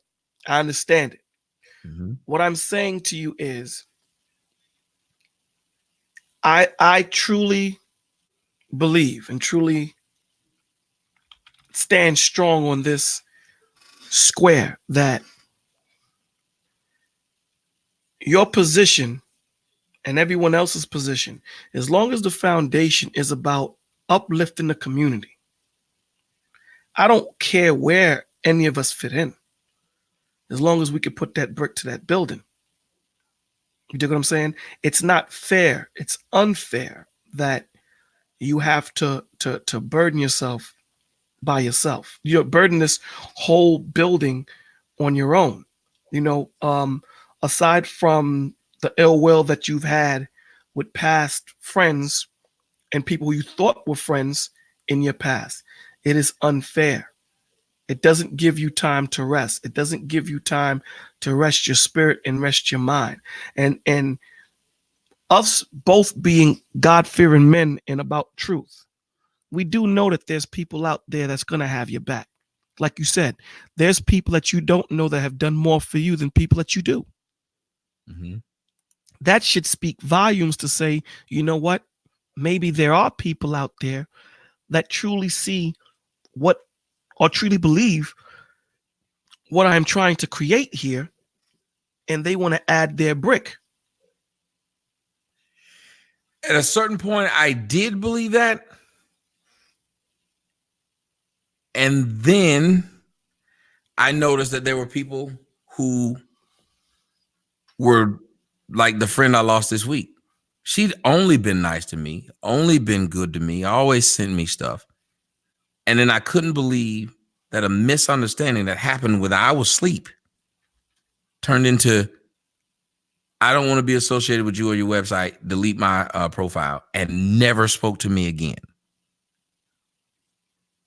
And this was a person who didn't need a thing from me, weren't trying to be on the front lines, and all they did was donate and would send me articles and stuff like that. They were always really nice. And it just know that someone can cut you off for something you didn't even do. And not even stick around long enough to say, can you explain? When I look at somebody like the Zone guy, I was relatively nice to him.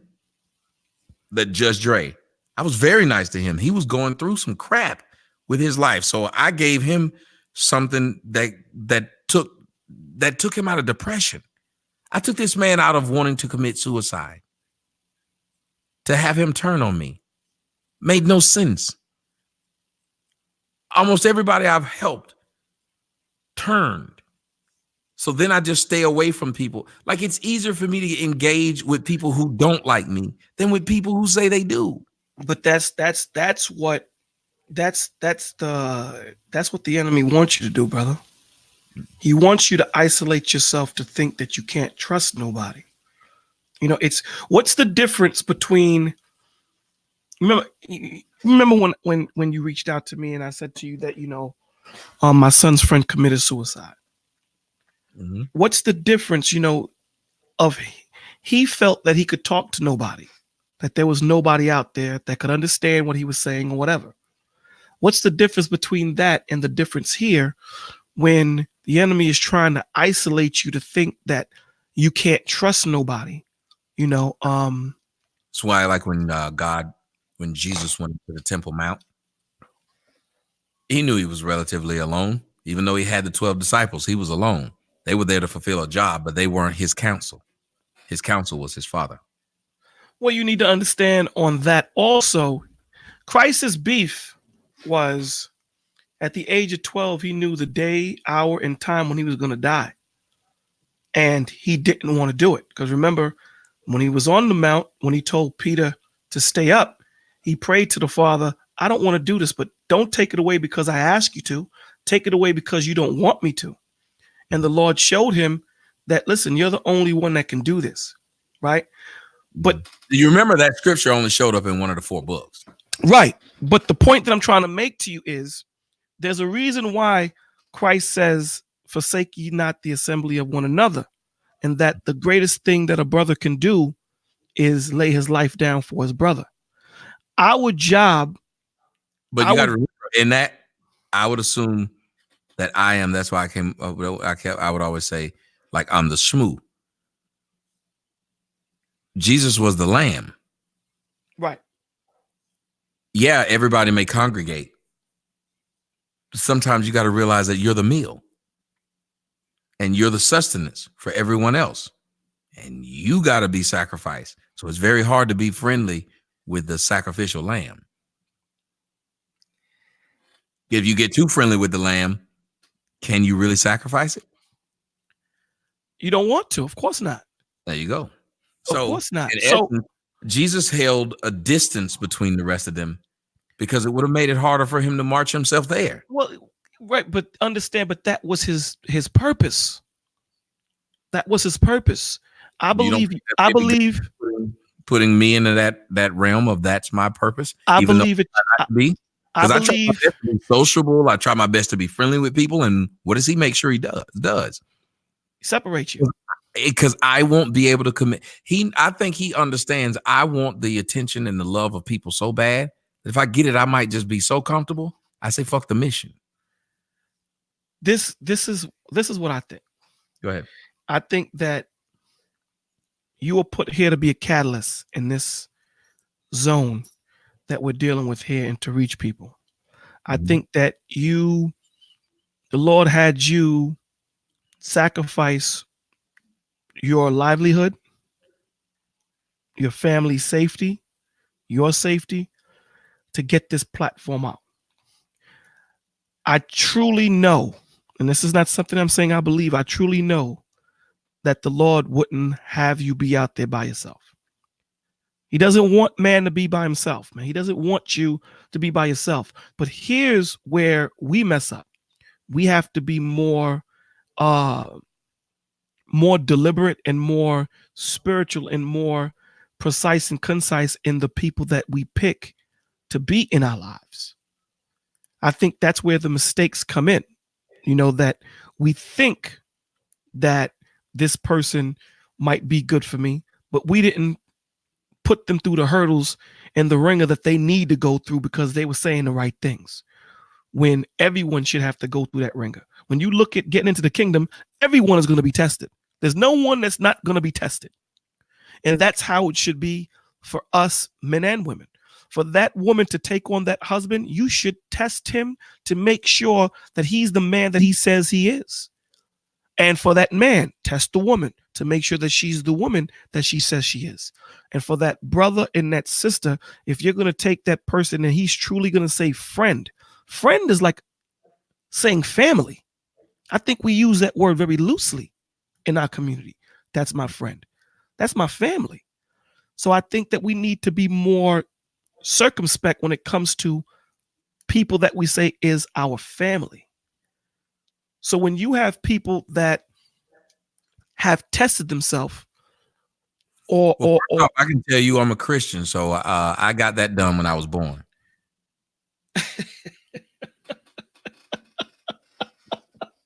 No extra skin over here, bro. So I mean, you don't have to worry about me being more circumcised. Right? There's no skin over here neither.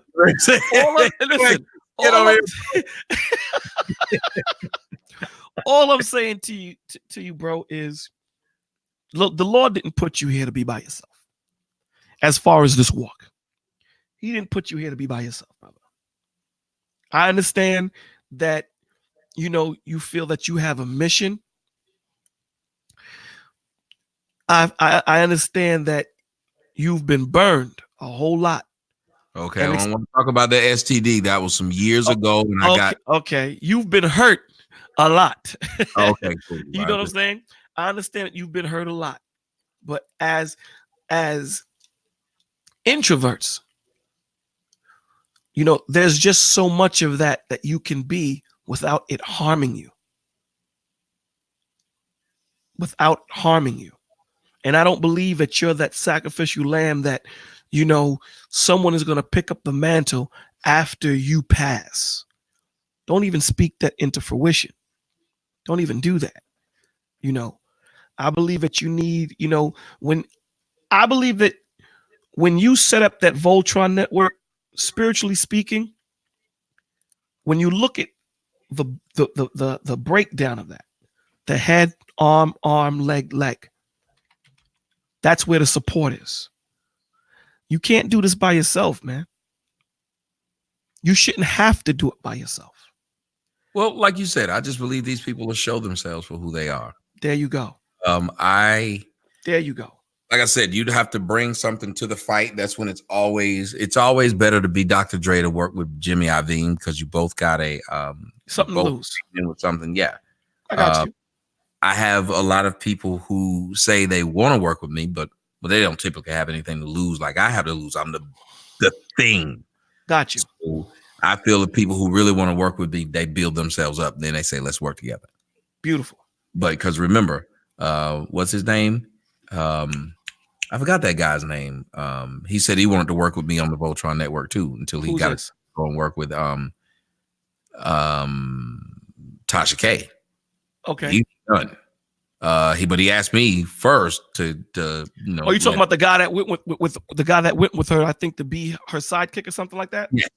Mm-hmm. Right. And I don't have a problem with it, but I mean, you let someone who was saying I'm all about men's rights turn into straight up like a gay dude. Got you. I don't even know where that happened. I don't even know how I missed that. And I remember people used to say he do sound a little gay, and I got mad that they would say it during the show. I was like, that brother's just well spoken. He ain't gay. I think I remember saying it. You know, they saying you gay, you just well spoken. Oh man, I'm down for men's rights. Now he, girl, I missed that one. He's trying to fit in, man, and that's the issue. The issue is when you have someone that has integrity. It doesn't matter what they go through, how they go through it. They're always going to come out the same person that they went in. Yeah, they may have some nicks and bruises, but they're still going to be the same OG. So when you get a cat like that, that's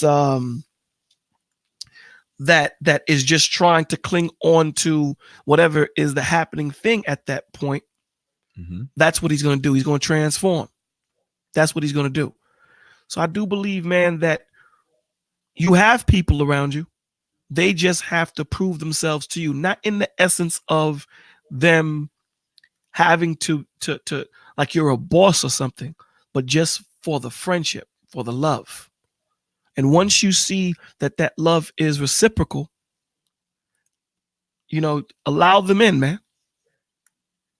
Well, I do, and I still haven't not let people in. It just becomes, I have a lot. How can I put it? I have a lot of stuff on my plate, and I can't babysit what other people are going to do. If they're going to do it, they're going to do it.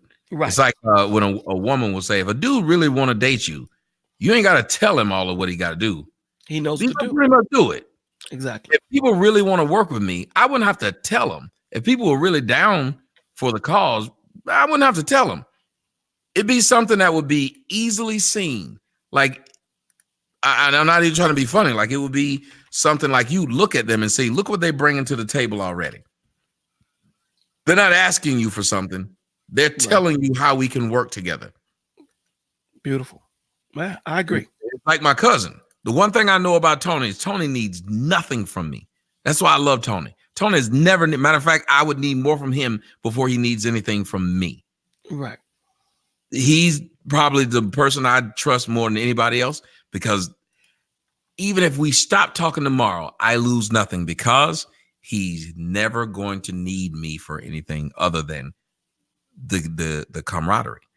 And that's rare. That's amazingly rare. It is.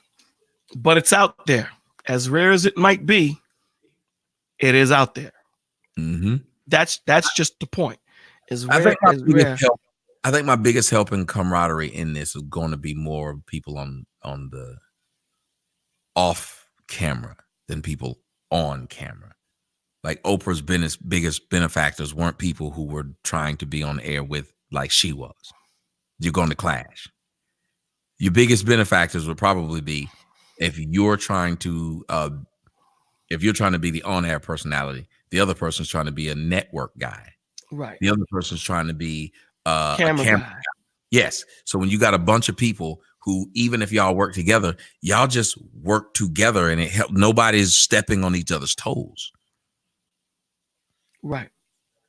Because they do this on purpose. As soon as somebody comes around me, the people who dislike me will go fuck with them, and they'll tell them, you're funnier than Tommy. Tommy should push you more. Tommy doesn't push you. Tommy doesn't so. They always say stuff like that to try to get that person to be like, yeah, there is some beef that doesn't exist, because that person's trying to grow what they're doing. And once somebody get a little touch of this fame of they have a comment section and a certain amount of people watching them, then they start to resent the person, because that person says, well, would nobody know about you if it wasn't for the comment? Exactly. Yeah. Exactly. And so then they want to say, I want to prove that I don't need him. And they try to do that by, like in Rocky 4, when Rocky taught Tommy Gunn, not 4 or 5. Yeah. He taught Tommy Gunn. He was the biggest supporter of Tommy Gunn. But all they kept on saying is, you Rocky's boy. You are in Rocky's shadow. So he wanted but you know what they saw in Tommy Gunn? They saw that kink in his chainmail. Mm-hmm. That's what it was. If Rocky Gunn, see, they could have never came at Rocky's trainer, because Rocky's trainer was, I forget his name. He was 100% solid. The brother-in-law was weak. Mm-hmm. Most males, though. Remember, same thing happened in The Godfather. Fredo wanted to be the next. Yes, so he started making little deals when he went out to Vegas, including getting his brother set up, because he just wanted his own piece of the pie. Most men want their own piece of the pie.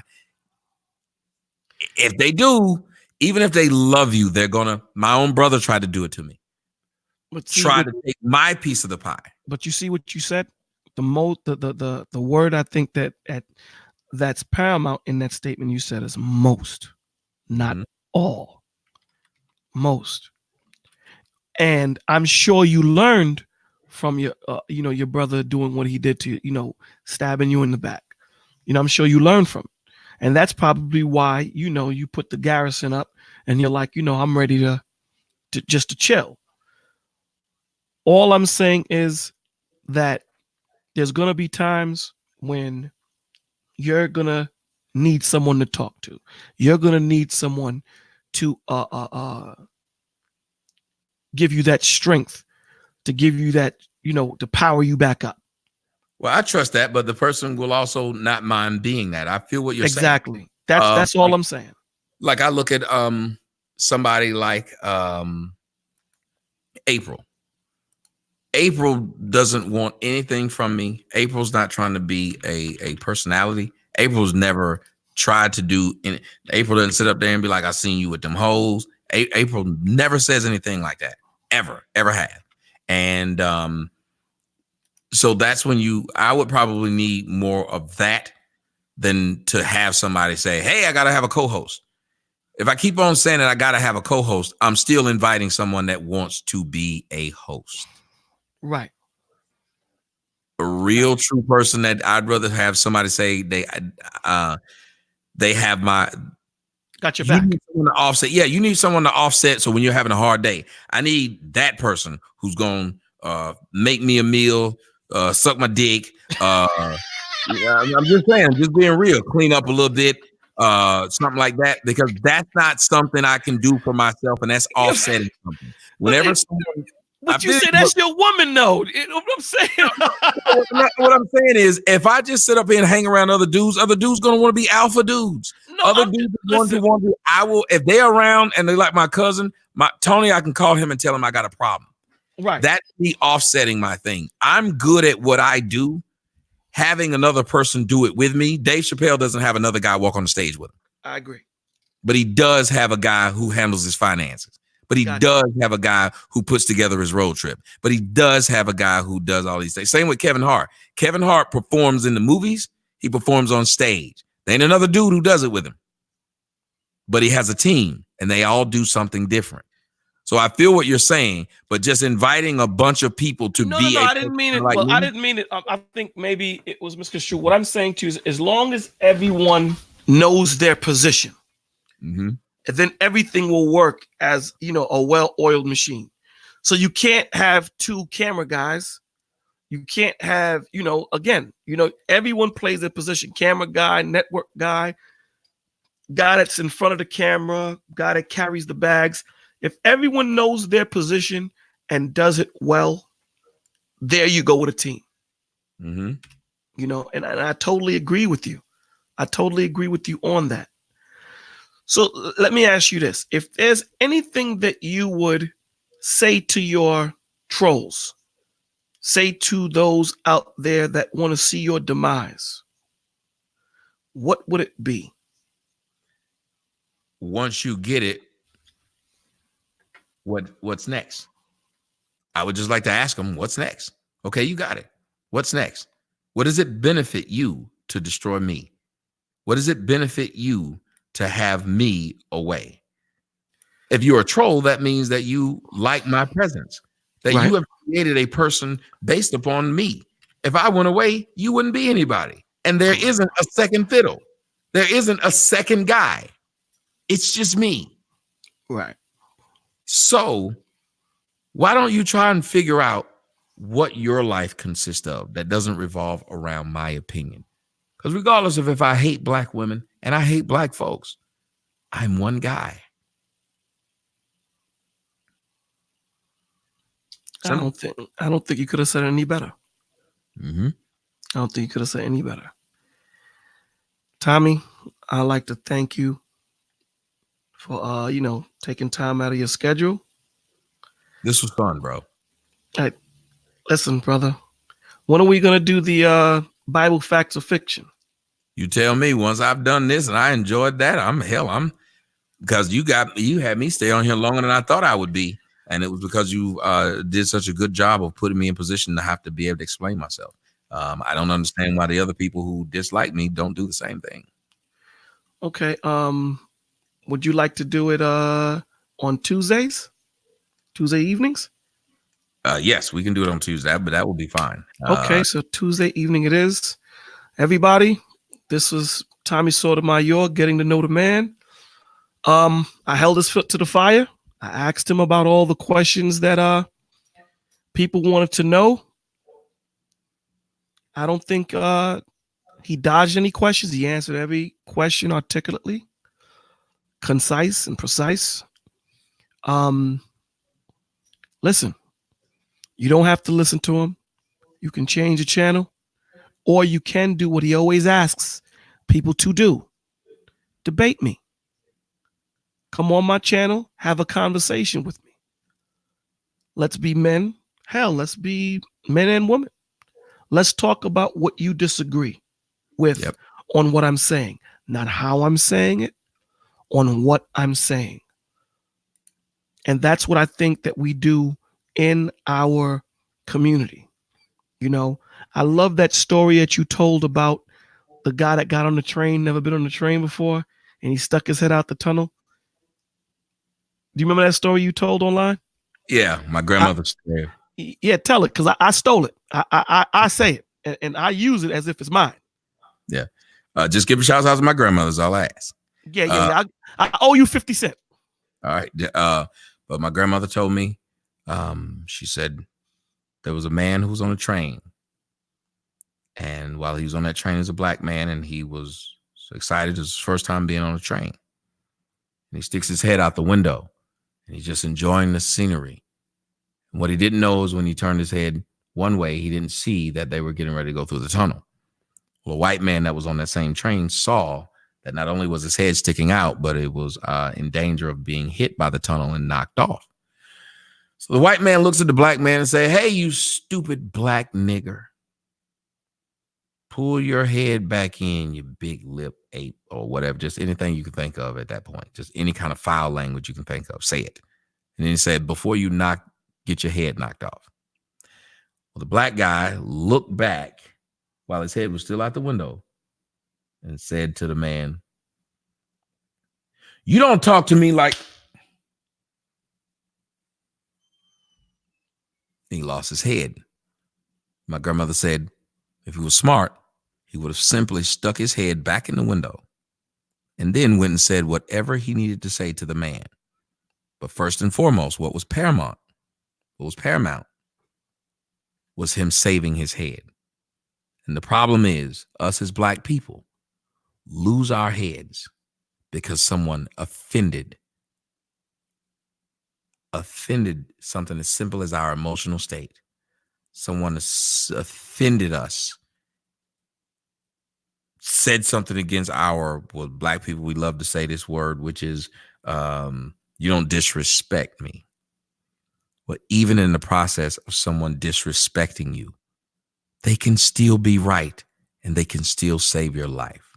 Mm-hmm. So pay attention to the words that matter, not the words that offend. That's the most important. If you take anything from the show that this man does, from the show that Brian does, from the show that DJ Just Jay do, or the show that I do, it's always about not being reactionary, listening to the situation, hearing the situation. Doesn't mean you ain't gonna choke somebody. Just know why you choking them. Just sit down and articulate. Have a conversation with your brother. Have a conversation with your son. Have a conversation with your family. That's what we don't do in our community, is speak to each other. We talk at each other. Stop threatening each other. Let's love each other. I find it kind of hypocritical how these people that attack you talk about you're bad for the community, but yet I don't see them ever do videos on drug dealers, on pimps, on police officers that brutalize our people. I don't see them ever do videos that way, but they're quick to come at you and not address the topic that you're talking about. They only address how you say it. We have to go ahead. I'm sorry. Go ahead. Because it's easier to attack me. It's easier because in a way it makes more sense. In a way, what they're doing is protecting themselves. Because if you let one person go out and do the right thing, then the next question is, why didn't you do the right thing? Mm-hmm. You're that person that's, you're the conscience. And they figure that if they can stop you, You're stopping them from getting that chick and getting the ass. You're the guy that's going to come there and tell that chick she's worth more. You know? Mm-hmm. And that's what we need more of. We need more of. And like I said, brother, I'm always going to support you because what you're doing is God's work. I've told you that from day one. I truly believe it. You know, you are necessary. You are necessary. So, you know, I'm always going to support you. I'm always going to support anything and everything that's going to be positive to uplift our people. And sometimes it means showing that ugly mirror that we are. It's just a necessary evil that we have to have ourselves torn apart. And you have to understand too, before there's peace, there's always war. So before you get to that point where you're happy with yourself, you're going to have to be unhappy with yourself because of the things that you do, the things that you are, the things that you're trying to be. It's hard trying to do right. It's hard, but yet you still muster up the strength. Like you say, I'm going to say it to you. I'm going to leave you with the last word. I will just ask people to understand life is going to test us all. Don't look at somebody else's life and think that they got it better than you. They got it different than you. They don't have it better. And those who attack you are attacking you either out of ignorance or out of jealousy. Because if it was out of concern, if it was out of care, they would chastise you. And in that chastisement, they would educate you, which would allow you to grow. So just remember that when you're talking to, or people are talking to you. If there's no room to grow in their chastisement, then they're just there to bring you down. Nothing about it is to build you up. Even pruning is done to help the tree grow, but they don't cut out the root. Beautifully said. Tommy, Mr. Sotomayor, thank you for coming on the show. Thank you for taking your time. And you don't understand how much I love you for this, brother. Thank you, brother, man. Love you back, man. This was actually, I like being on this end. You know, so I guess the next time I'll see you on Tuesday. Have you watched some of my shows? I actually did. I like the way that you put them together, and I like where you're going. I try to stay in the background of other people's stuff because I don't like showing up and then they saying that I'm showing. So I'll show up on the niggas that hate me. I'll show up in there. It's easy for me to do. Like somebody said, well, why do you show up on their stuff? It's because I'm over here to cause problems. I'm over here to cause problems because my presence apparently causes problems. So I just show up. But is there anything that you think and I don't know if you want to have this conversation now or offline, it's up to you, that you think we can have it on the back end, you know what I mean? Okay, cool. Oh yeah, like my man, he got all the numbers, right? Yeah, we can have it on the back end. Yes, so we'll have it on the back end. So again, man, my thanks. I play the hell out of your trailer as if it's mine. I play the hell out of it. So, so thank you again, man. Thank you for all that you do. And my prayers to you and your family, brother. Well, thank you, brother. And I'm going to turn in to what I don't know, but I'm about to go turn in. All right, brother. Thank you. Thank you so much. That was Tommy Sotomayor. Getting to know the man. So what do we say after this interview? The man speaks the truth. He may not say it the way you want to hear it, but all or nothing, it's still a truth. So what do you need to do as a person, as a man, as a woman, as a youngster? You need to look at yourself in the mirror and say, is what he's saying, am I that stain in my community? Am I that person that he's talking about? And if I am, can I change it? On the Bolo network, the Bolo TV, We talk about truth, and the truth will be heard. There's other channels out there that do speak truth. Tommy Sotomayor's channels, Relationship Rehab, and the AFC, the Advocate for Children. All of these are channels that we need to frequent more because we need more positivity in our community. We need more men to stand up and take our rightful positions as heads. Going back and teaching these youngins what it is to be a man. It's not easy. It's hard. And you have a young man that is laying it out on the line to the point where he's threatened. His daughter is trolled. This is not needed, people. All of you trolls out there, and I don't even want to call you guys trolls. All of you people out there that seem to have a dislike for Tommy Sotomayor. You don't have to watch his channel. Hell, you don't even have to mention him. Just do what you do, because I'm sure what you do it well. Just do what you do.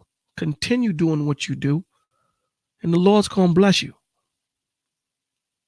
Don't think that the ugliness that you push out, that it won't come back. It does.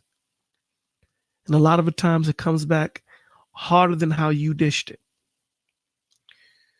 So with that, we just got to do better. We have to do better. We have to understand what's going on. We have to understand that we talk so much about white people not liking us and white people being this and white people being that. But we kill each other more than the white man kills us. How do we look in the mirror at ourselves? How do we do that? We have to love each other, man. And that's what Bolo TV, that's what the AFC, Advocates for Children, that's what Relationship Rehab, and that's what Tommy Sotomayor kicks. Yeah, it's said ugly. But the truth oftentimes is. That's what makes you grow. That's what makes you take that step back to say, damn, I'm doing something wrong. I need to really step back and think about it. So I'm going to send up a prayer with you guys, and then I'm going to, throw the trailer on. Lord God, I'd like to thank you for having us all wake up because we didn't have to. I thank you, Lord, for allowing Tommy Sotomayor to come on the show and have an eventful evening tonight for all those that tuned in. Lord God, please bless all those searching for your truth, searching for your wisdom, searching for your knowledge, but most of all, searching for your understanding. I ask you, Lord, to please touch those that are ailing, that are sick mentally, emotionally, physically, and spiritually. Please give them the strength. Please have that man or that woman that is at their wit's end. Please have them tune into any of these shows. Please have them take the time to listen, to let them know that they are not out there by themselves. There are people out there that care. There are people out there that care for them and love them. Lord God, we ask you to please have these other people that I will not call trolls. Please have them do whatever they do well. Have them be more professional at it. Please give them something to occupy their time. Lord God, you love us. You sacrificed your son for us. We ask you to please help us at the end of the day to stop and just think about what we're doing to our community, what we're doing to our brother, what we're doing to our sister, what we're doing to our children, what we're doing to ourselves. Lord God, I ask you this humbly with all humility. I ask you, please protect us. as we go home. Protect our families, protect our loved ones. In Jesus' name we pray. Amen.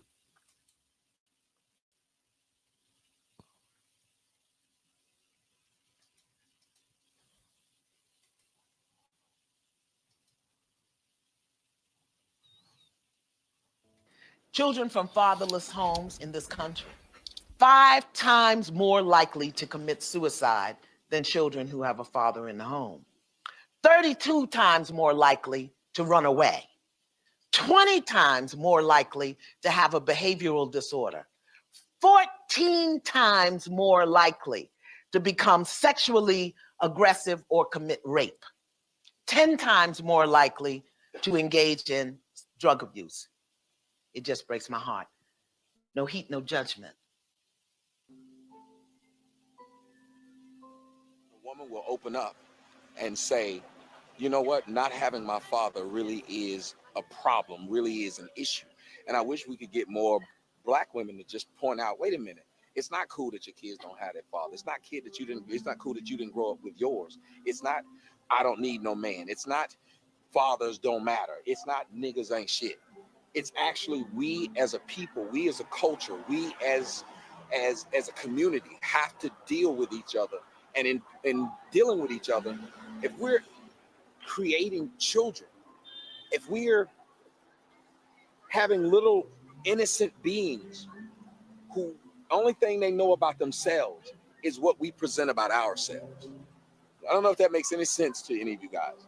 If you are a Jew and you know that you must be a doctor, a lawyer, something like that, that matters. Your goal is higher. What you want to be in life is exalted. But if you think about what happens with us as black men, our goal in life is where? What do we have to look up to? Who do we have to look up to? Was our fathers impressive? Was our grandfathers impressive? It doesn't even matter what you say sometimes to your children. It's what you do. It's what you have. It's the presence you command. It's the maturity of how you deal with each other and deal with other people. And that's the biggest thing we need in the black community. Where does that start? To me, it's with fathers. If your man is confident, your man is proud. When your man is proud, he loves what he has. He protects what he has when he has these situations. And that's when you as a woman, as a man, as a family, as a community, that's when we'll be better. When we actually care about each other. It starts with the fathers. It starts with the relationship and the children.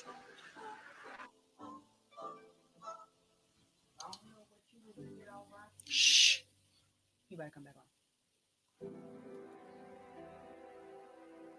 Cute white kid.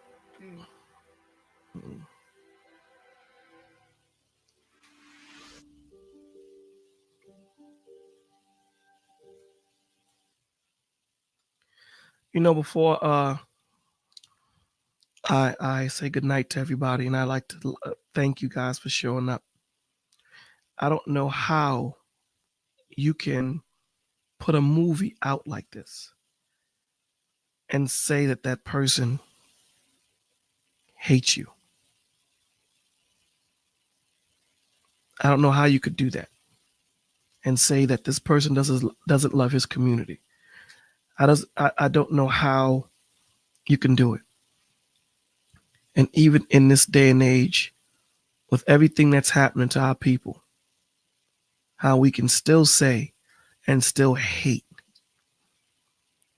And the limits to the hatred is what's crazy, to the point where people are doxing each other, calling each other out their names, calling their families out their names, putting out their real families' names.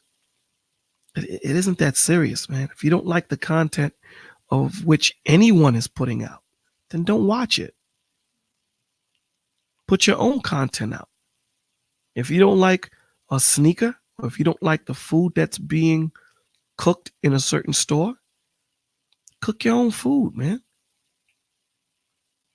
Please. There's no need for us to be angry at each other. We have enough issues in our community without creating more. Everyone, please think about the children. They're watching you attack each other. So then when they attack their peer, you can't say why they're doing it. They learned it from watching you. They learned it from watching us. When do we say enough is enough? Well, today, Bolo TV is saying enough is enough.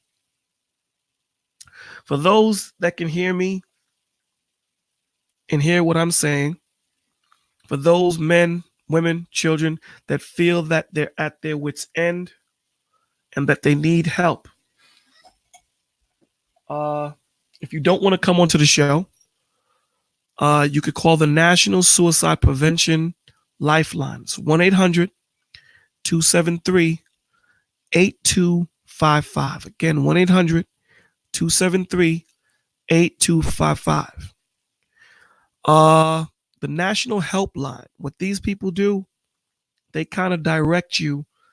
Let's say if you need to talk to a therapist or psychologist, psychiatrist, they will direct you to these universities that are training these up-and-coming psychiatrists and therapists, and they will allow you to talk to the students. So it's helping them as well as it's helping you. Their number is 1-800-662-4357. 1-800-662-4357. All of these numbers that I've given you, these two numbers that I've given you, they're 24 hours a day, throughout the whole year, 365 days a year. Okay? So again, love yourself, love each other.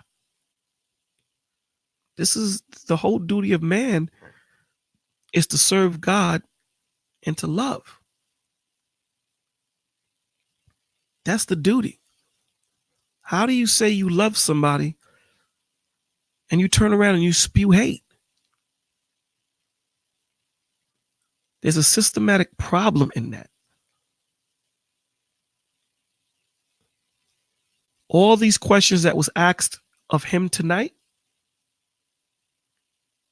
he answered. He answered it and stood firm and strong. You may not like the way the message is delivered,